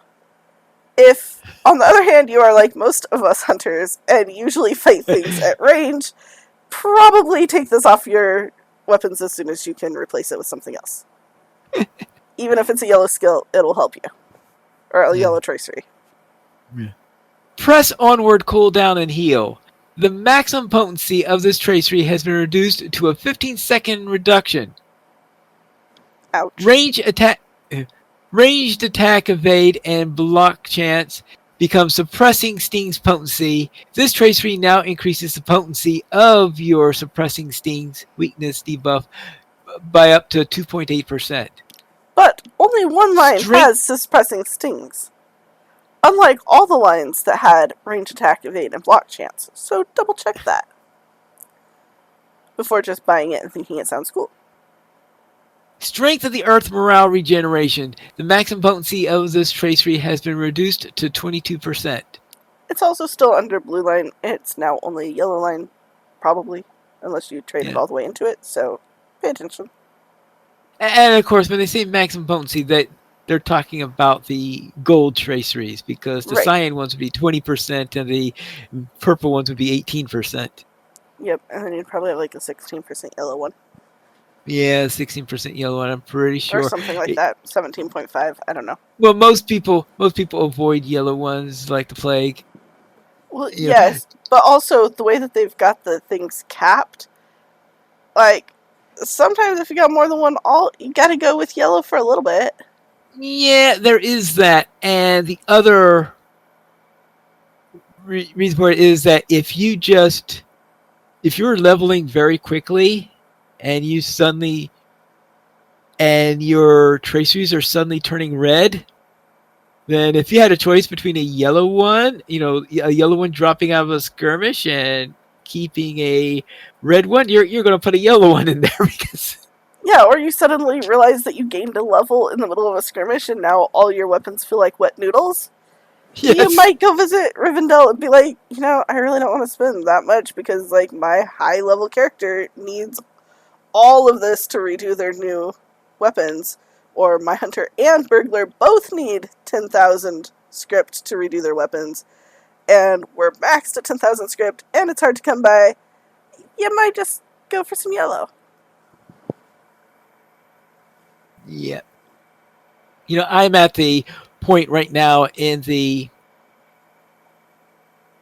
reward season where I'm getting these, getting 50 script for every time I hit a new reward box.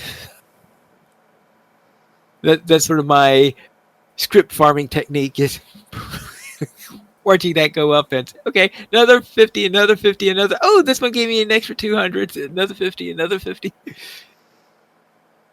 Strength stance damage becomes Swift Mercy chance. This tracery now increases the chance of triggering the Swift Mercy effect by up to 6.6%. Note that Swift Mercy is not available to everyone, unlike what Strength Stance was, so pay attention. Yes. And trap damage becomes Blasting Arrow Days duration. This tracery now increases duration of your Blasting Arrow Days by up to 3.3 seconds. And while everybody might have had trap damage because we all had a trap, probably everybody does not have Blasting Arrow, so pay attention. Yeah. So now, this is the thing, because a lot of these things seem to be more specialized traceries in here, or is that not true? There are more specialized traceries. In fact, I had to go and make another second weapon for my hunter, because where I could use one set of weapons for all 3 lines if I wanted to, before, without very much loss in DPS or functionality, they are now rather specialized, and this is getting really expensive. And I would say that this is a worse LI grind than the one that they replaced. I was afraid you were going to say that, because right now I have only one class where I have 2 LIs, and I mean 2 LIs of the same type, 2 of the weapons, and that is my Guardian. Because right now, my LI build I have is definitely not going to be useful for tanking. So I decided, all right, I am going to do my LI build, not think about tanking, and I had to have a second. Besides, I had to change weapons for it anyway because I'm using a 2-handed hammer as my main weapon, and that's not something I want to be using for tanking. Yeah. So I have 2 reasons to have 2 different weapons.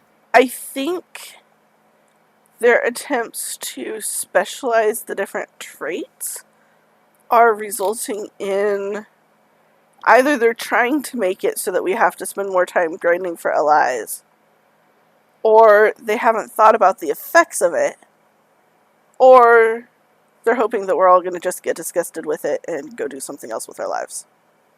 That seems like the least likely option, though. So I don't know. Okay, well, if you want to play a more peaceful Hobbit, Tales of the Shire opens up next week.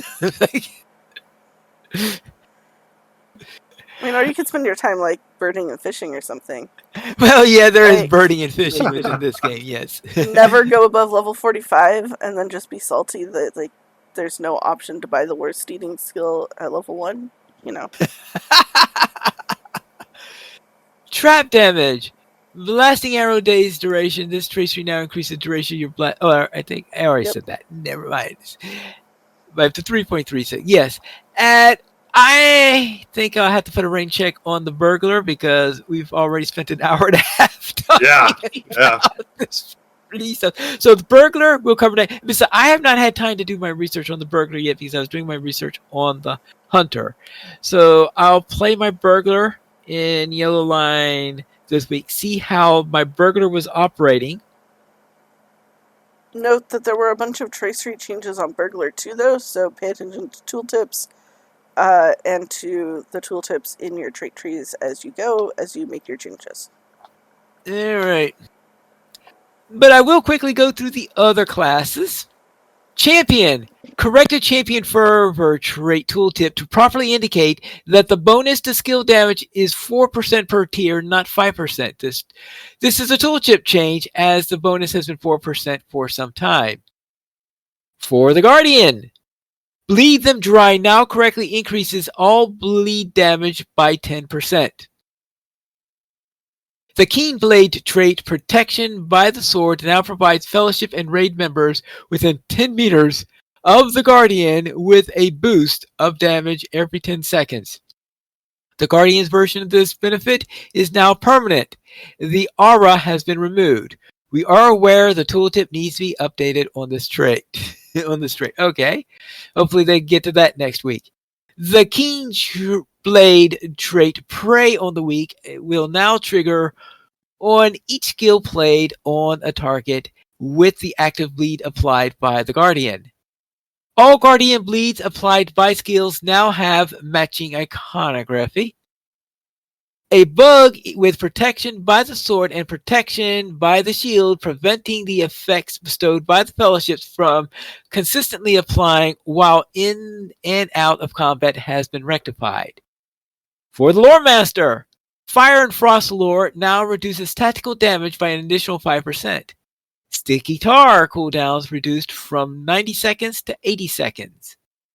The Lore Master skill, Gust of Wind, in Redline now correctly increments the deed Study of Wind Lore, and the skill Share the Power, Fellowship, now correctly increments the deed Knowledge of the Past. For the Mariner, Disarming Strikes now reduces tactical damage by an additional 5%. Caustic Brew cooldown reduced from 75 seconds to 60 seconds. And Pitch Pot cooldown reduced from 60 seconds to 45 seconds. For the Runekeeper, Tail of the Storm now correctly increases the critical chance of all lightning skills rather than just Essence of Storm. Tail of the Storm no longer incorrectly grants plus healing crit per pips, and Fellowship Narrative no longer incorrectly grants plus lightning skills critical chance and magnitude per pip. Okay, so we are skipping the PvP stuff until, well, we'll see. I was going to say next week, but who knows? If the burglar takes it takes as long as the hunter does, then we might not have time for it until the third week. We might be here forever. Yes. Festivals and events. We have updated the language of the hardtack event Create Food Quest to reflect that you need to finish the food in the ovens before delivery to the respective tables, even though that sounds like it would be reasonable for that requirement to be there. Right? Sorry, I was just imagining this cuisine where it's burnt to a crisp on the outside and completely frozen on the inside. Mm-hmm. Could you put this back in the oven? And use a lower setting, please. Yes.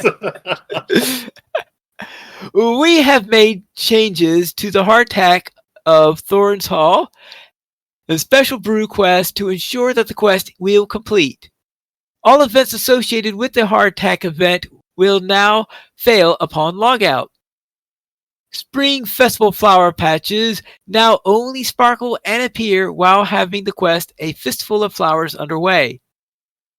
Furtherhome now has a dockmaster that provides routes to Breetown, Minas Tirith Midsummer, and Umbar Baharbel. Stuck spots in Furtherhome have been fixed. An issue has been resolved that caused NPCs and quest items to sometimes not spawn in Furtherhome. And correct ribbons should now be awarded for the Forster event. For combat and monsters, fix Runekeeper runestones ignoring damage mods from Landscape difficulty system. Aww. Goblin gourds associated with the Harvest Mats quest gourds and goblins in Westmead now display floating names. And raid leaders can no longer move members between raid groups once the boss is engaged and the combat lock is active. You heard that, Krister? Yeah. He heard it all right. They just wanted to hurt us? I guess so. For quests, deeds, and adventure areas, the Rohan quest Edrest, the Last Cast quest guide has been corrected to show that you must fish on the dock with Dewdrod. And the anniversary event quest, Year 1 travels Towering Monuments, the Stone of Eric in both Gondor and King's Gondor will now advance the quest. The task sent in Durndingle has been given a proper name. Tasks for the Ents of Fangorn Forest now reward players with Fangorn leaves. The Minas Morgul quest, the Deep Barrow, and the Prisoner of Roniel have had their minimum and challenge quest level increased to players level 123 and 130 respectively to match the instances that they are required for completion. The Undershire mail delivery quest, Route to Field to No Bottle and Route to Field to Gamage, now has no prerequisites, so players can now do the mail delivery quest in any order. Changes have been made to the Undershire mail delivery quest to address an issue where it could sometimes advance or complete the incorrect quest. The notable changes in the route, No Bottle to Field, Route to Field to Gamage, now have specific satchels to click on instead of the table itself in order to begin the route. Alright. And due to these changes, Yarnashire mail delivery quests have been versioned, and players that have been in progress with them will need to pick them up again. The description in the tooltips for the second stone and the fourth stone in the Foundations of Stones has been corrected. Now for instances and skirmishes. For Stone Height, Dale Truitt and Bubosh Grot now deal slightly less damage on Tier 2 difficulty. North Cotton Farm.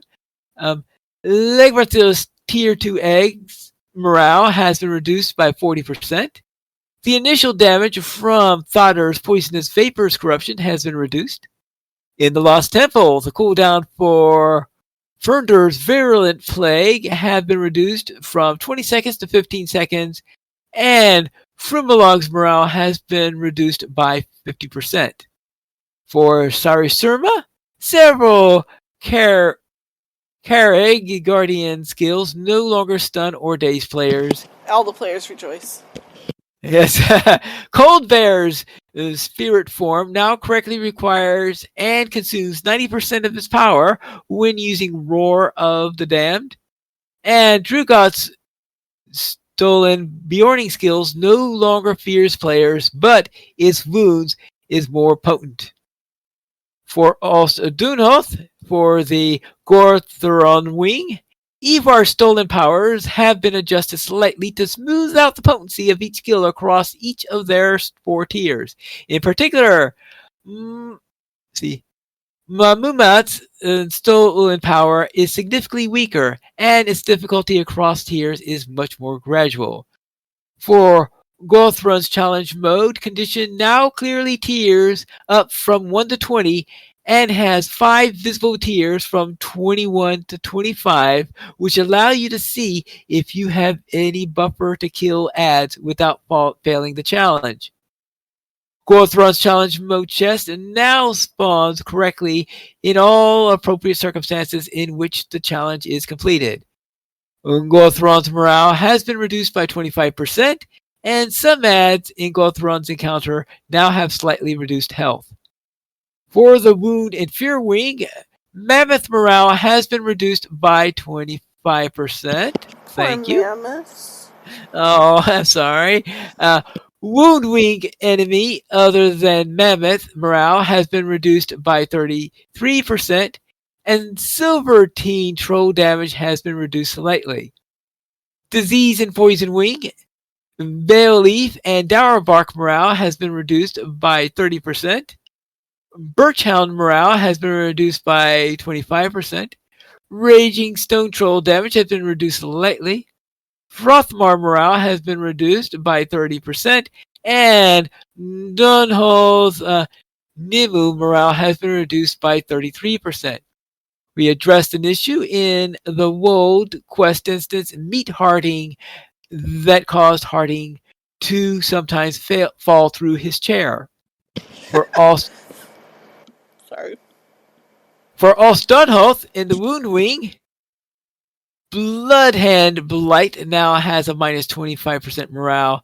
Bloodhand Renewers now have minus 25% morale. And also Bloodhand Stalwarts and Dunholt Stalkers and Dunholt Wardens also have minus 25% morale. And Wounding Challenge time limit is now 10 minutes, which is up from 7. And Disease and Poison Wing, Grebic Wings now have minus 33% morale, as do the Kerrigrim. And Dunhoth Lake Lords now have minus 66% morale. And the Disease Challenge now allows for up to 18 Bog Lurkers to be killed. Isn't Harding the guy who's has banned you from Harwick, Krister? I'm gonna get some payback. I mean, he's not falling through his chair anymore, but... Well, yes. And you know why he's falling through his chair? I assume that somebody sabotaged the chair. Yeah, Krister stole it. Well, I mean, I didn't steal it. I wrote a bad check. He stole, most of the slats from it and the supporting cross pieces. Yes. It fell off a porch into my backpack. Okay. For the Fear Wing, the Tier 1 Balrog chest can now drop armor tokens at level 65 as intended. And the Silver Teen Trolls and Morval now have minus 33% morale. For Sarisurma, Drugal's Bjorning Stolen skill now deals common damage and will be mitigated as such, and Whirlwind initial damage has been reduced. The featured instance rotation has been updated to include the Great Barrow Thadir, Sarisurma, Fornos Wraith of Earth, Blood of the Black Serpent, the Webs of Scuttledales, and the Battle of Erebor. As for missions and delvings, to address an issue with Lalia spawning into Anniversary Mission Lalia Safe Passage at the incorrect level, she will not be present when players first enter the instance. A lantern has been placed on the ground to help you know where she will appear. And Banners of the Gundabad Jelruka Allegiance Mission Chapter 2, The Mountain Home, are now easier to see and hang, and persist through the end of the mission. Alright, good. For items and rewards, Hooked Cloak and Wise Wanderer, and the Hooded Cloak of Roak now correctly show the hood's texture on female avatars of the race of man, river hobbits, and the Ornings. The Hound Housing Property Guard is now correctly categorized as a beast. Fixed several new backpack cosmetics that did not accept dye colors correctly. Sophisticated Birders Pack, Mushroom Hunters Pack, and the Pack of Whimsy. The Pack of the Able Angler can now accept a dye. Light, medium, and heavy barter vendors in Glandvrag have now set the cosmetic armor available. These are the old Edgecar, Causeway, and Armory sets in cosmetic form. The Adventurer's Quartermaster now sells tomes of defense for embers. Okay, just a second. And what? Pineleaf, if you are looking for an Adventurer's Quartermaster, where do you go? Adventurer's Quartermaster, I guess I go to Anakkerfu. Okay. Is that in the latest region, Pineleaf? No, not. No. You can also find one in Scarhold. And in a stolen lawn. Yes. I would like to make a plea to the devs. The Adventurer's Quartermasters, trade in the end-game content. And I think that they should be available in places like the Bloody Eagle, Iridir, Ermok. Isn't that the name of the place? Maybe the Breebor Fountain, where all the other traders are. Yeah, okay. I will at least agree with you on the Breebor Fountain and the Bloody Eagle. Because those are two very easy places to get to, and they are at 150 content in there. So. Yeah, well, Iridir is the other 150, the main mission hubs, I guess, for the 150 missions. Is what I was trying to name. Alright. Well, But, if they can't be in all those places, maybe the Boar Fountain and Bree? Because, having to continually go back to previous content that now only grants motes instead of embers of enchantment to buy gear for embers of enchantment doesn't really make sense to me. Yeah, especially Scarhold, because Scarhold's pretty tough to get to in the first place, and a level 150 person has no reason to go there. Right. Except for this, of course. Buy end-game gear at the no longer end-game location. Yeah. I'm just saying it's weird. Okay, I will grant that. Please give us more Adventurers Quartermasters in more places that make good sense. Thanks. Okay. And also, tomes of defense purchased from sources outside the store will now appropriately bind to account. I guess they wanted to make sure they did that before starting to sell them for embers. I mean, probably. I really don't get why they don't want us to be able to trade with each other to help each other out, but sure. It's not it's an MMO. I think it has something to do with gold sellers. You know, gold sellers are the reason why we can't have good things. You know. I mean, they're always one step ahead. They're so worried about gold sellers that you can't even help a friend. Yep, that's the way it works. Yep. Oh, I thought you guys were talking about goat sellers. Sorry about that. Housing and decorations. Homesteading coins have replaced premium housing writs as the currency used to purchase premium houses and refunds when a premium house is sold. Any premium housing writs in inventory will automatically turn into 5 homesteading coins per writ. Any premium housing writs in bank, shared storage, or mail will automatically turn to 5 homesteading coins per writ as soon as the writs enter your inventory. By popular request, Lalia's Market now has new rug housing decoration bundles sorted by color, style, instead of by size. And also, new farm-to-table market goods housing decoration bundles can now be found in Lalia's Market, being sold most likely for homesteading coins, I presume? Probably. This, though, people were noting that, like, where they had transferred over and gotten back the cost of their house in writs, Yeah. now they can no longer buy that house with the homesteading coins Why not? because it costs more homesteading coins than they were given for their writs. Like, they had enough writs to have bought the house, but they were waiting to try to get a neighborhood with their friend, the person that I Right. was seeing in chat, and now they can't buy the house without buying more homesteading coins because it's like 20% more expensive. You mean it? You mean that the ratio was 6-1 when they changed the Something like that.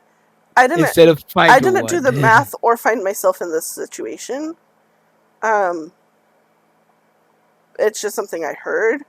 So you might just want to like double check that if you are potentially in this situation.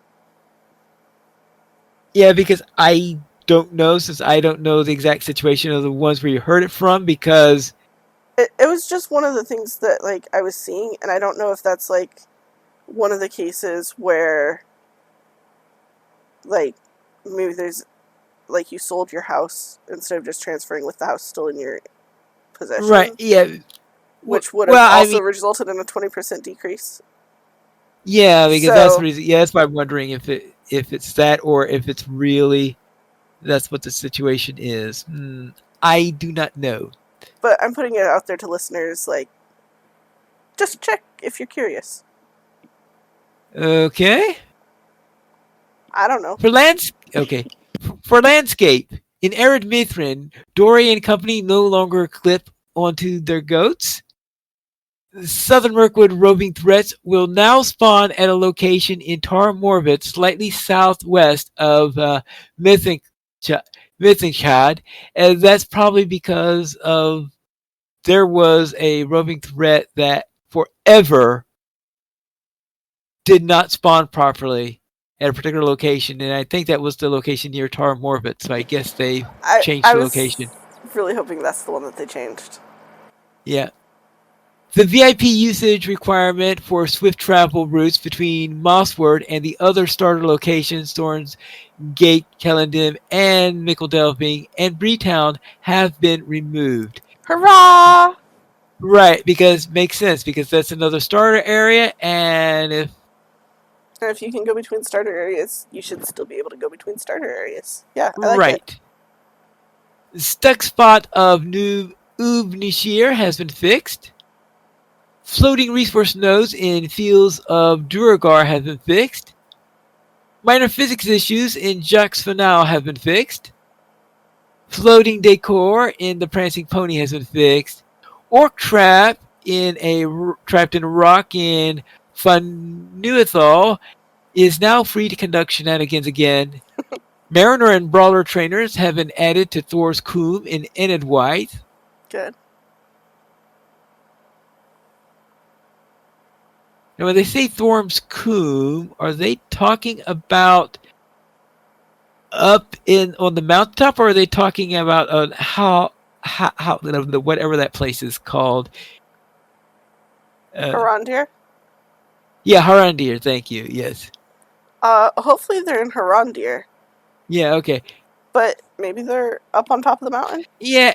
Okay, I'm going to assume they must mean Harandir, because when I first heard Thorm, I usually think of that mountain there, but I believe Harandir is technically in Thorm's Coombe, if I remember correctly. I think it's the same general location.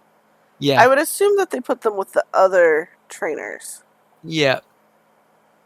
And Mirkwood, Tar Morvit, the rare boss spawns have been fixed.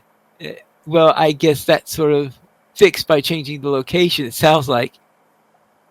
And miscellaneous races of man, elf, and river hobbit hairstyles no longer have edge brightening graphics artifacts in certain lighting scenes.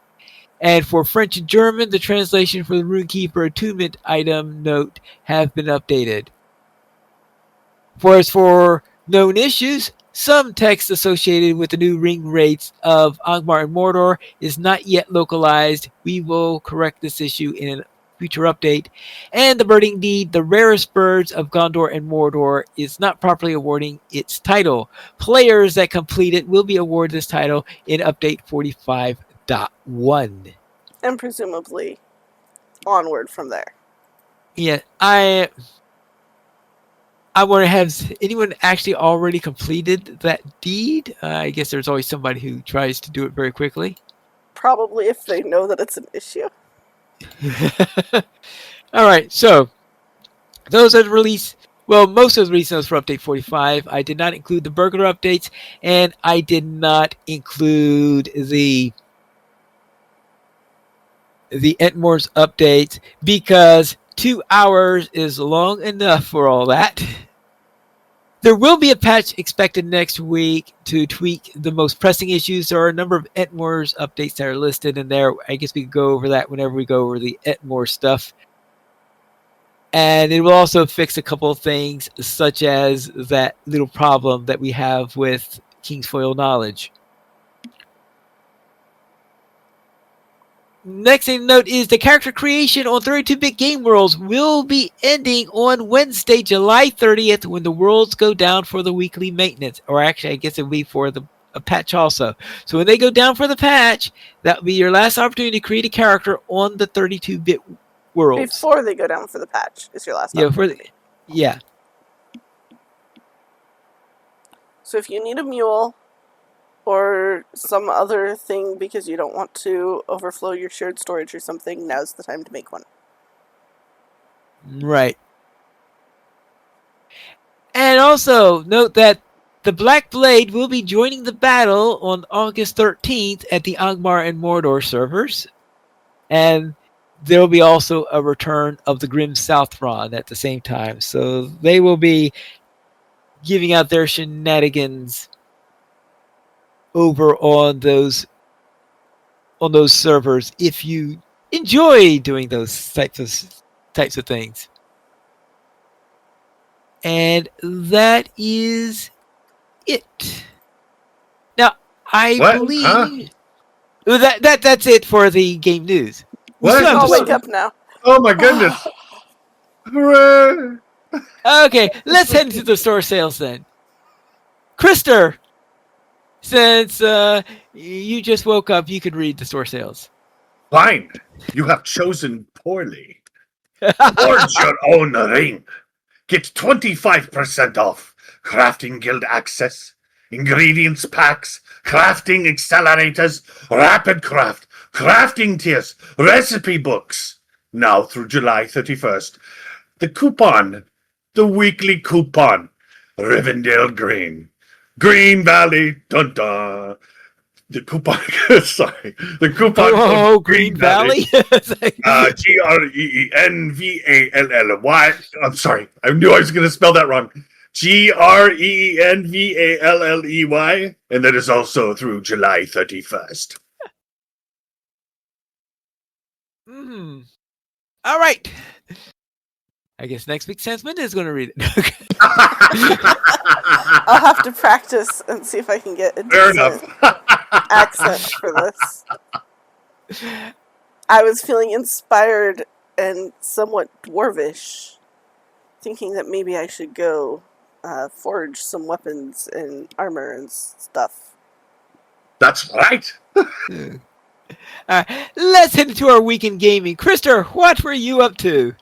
Well, this will nicely. I can keep it short and sweet. Between work and my stomach, I didn't really have to. I had some gaming stuff, so I mainly was feeling antisocial. So I just played. I dug up Subnautica and Subnautica Below Zero, and we're playing them for a little bit. And then I was contemplating a VR headset. So that was kind of my week in gaming. Cinders. Stans, what are you up to? Well, we did some hunter runs with Ploy last night. And that was pretty fun.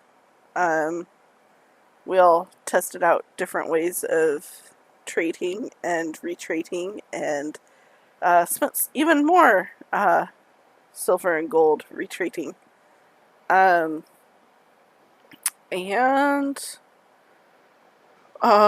then earlier in the week, Sans went out on Peregrine, made it to Lond Curian, actually following the storyline.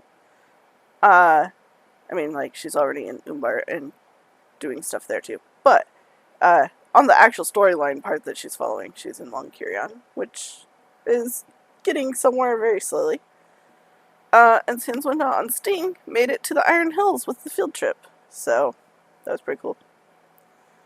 And in Iso, we went lead hunting again, and we met with success, getting us all of our leads while killing a boss on repeat in a Delving Craglorn.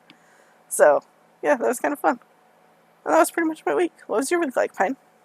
All right. First of all, I did some mission testing with various classes. I wanted to see how fast certain classes could go through missions. I know. That means that if you're a DPS tree, you had a great advantage on this from timing. But the idea there, I wanted to see how well my hunt. The entire point there was see what effect it would have on the burglar and on the hunter in there. Anything? Well, all right. On my hunter, I found that I did a baseline, of course, before the patch with the old hunter in there. And what's interesting is that I guess the most noted thing in there, I was very rusty on the hunter when I think when I did the first run through it. And the reason why I think that is the first two missions that I did, it took a very, very long time. And then the next four after that, they took a little short, but I didn't think anything of it. I just thought those were shorter missions or something like that. But when I ran the new hunter on there, the revised one in there, they ran those first two missions a lot faster than the old Yellow Line did, but the new hunter was slower on the other four missions. I said, oh boy, that certainly threw out statistical significance a great deal for that particular one. That's interesting. So I think that means we'll have to take my results here with a bit of a grain of salt here. If it might have been slightly different mobs that you were facing or something. It might have been because of the mobs, or it could have been because of the mobs. It could have been for I don't know what reasons it could have been. Well, a life's work is where you're facing all those insects and you're getting lost trying to find those pages and Yep. And those nests and stuff like that. So I could see the new hunter being faster on that one because I had just run it about 8 times recently as a result of this. Well, it was the first time in a little while doing it the first time. So it's possible that I just got lost the first time I ran a hunter on that particular one. Now, the burglar. Now, I've only run the burglar and the old burglar because, as I said, I haven't had a chance to test out the new burglar yet. The burglar took a little bit longer than the old hunter did. I then brought in my runekeeper. And you can imagine Yellow Line runekeeper going through that area. You can just imagine what the results are going to be. I would say you were quite faster. Yeah, quite faster is... I would guess doubly fast, but maybe close to that. I think there were... Yeah, it's... A lot faster is probably the best way of putting it in there because I don't know. Yeah, I don't know if any of them was quite double. Oh yeah, it's on Beast of Belfalis. I did literally take half the time to do Beast of Belfalis than I did on the old hunter. And in fact, there's only one other class that was anywhere near the time of the arcade. The other ones were all twice as long as the arcade to do it. So yeah, so the arcade was the let's get through here very, very quick one in there. And I then brought in the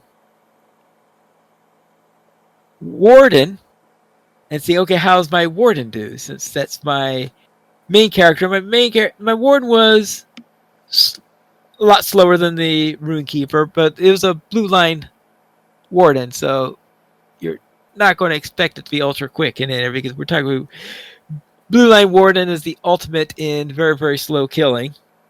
It's like death by paper clips. Yeah, that's sort of Rock, what. paper, kids. And What? but Are you the telling me the warden warden? was but the blue line warden was faster than the old yellow line hunter. I believe it. Yeah. But how can a blue line warden be more horrible than a tank guardian? Okay. Yeah, maybe the tank guardian would be worse. But I guess you Okay. couldn't when take I one through. yeah. I did take a guardian through, but that was a red line guardian. Yeah, And, exactly. So that and can actually do some kind of damage. yeah, and the guardian was the second fastest to get through there. You're saying, well, what's the catch? The catch was that the guardian was level 102 during the test because I don't have a capped guardian currently. Fair.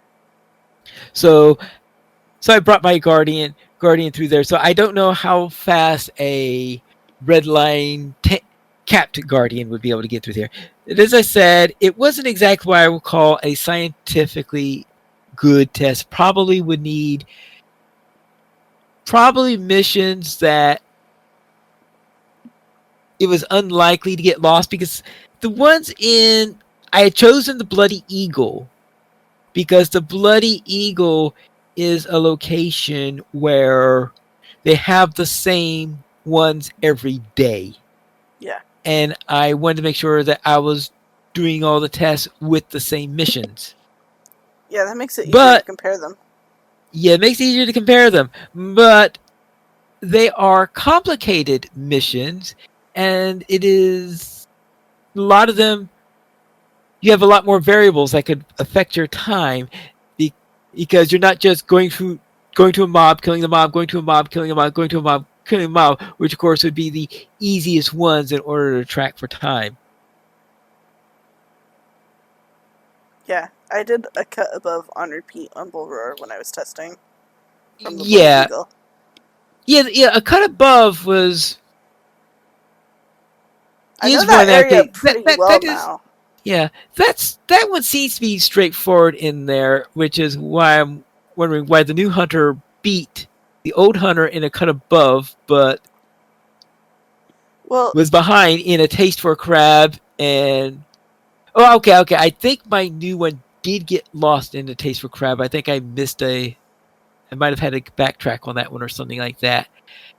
But protecting the sea lanes, well, that was about the same Overall, speed for both of those. The 100 DPS does seem to have increased. All right, so it looks chances of one-shotting a mob are down a little bit, depending on your gear and all that good stuff. Right. But overall, DPS does seem better. Yeah. Now, it might be also, of course, is I still need to get used to the new hunter. I think that must be my main conclusion on that particular one. Now, as for my other playing on there, my Mariner headed down into Rohan, so I'm now at the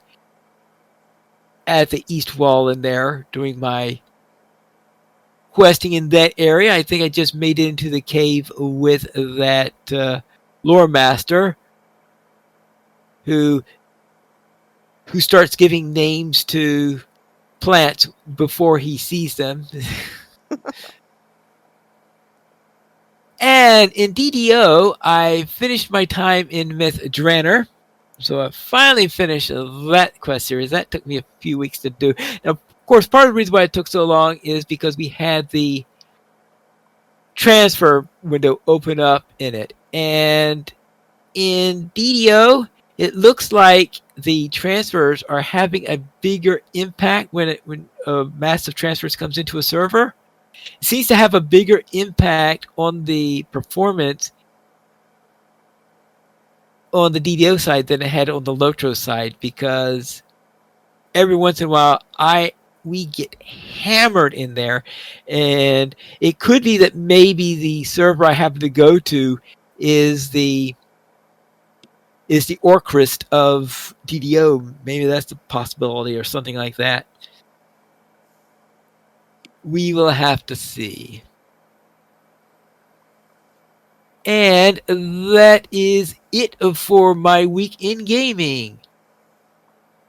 If you would like to send us some some feedback, you can send it to podcast@LOTROPlayers.com. The Players Alliance has 2 shows on Saturdays at 8:30 p.m. Eastern Time. We record LOTRO Players News, and we record DDO Players News when Drac is available. You can choose for shows at LOTROPlayers.com/live. And that is all for tonight. Then this is Pilot Needles reminding you to skirmish responsibly.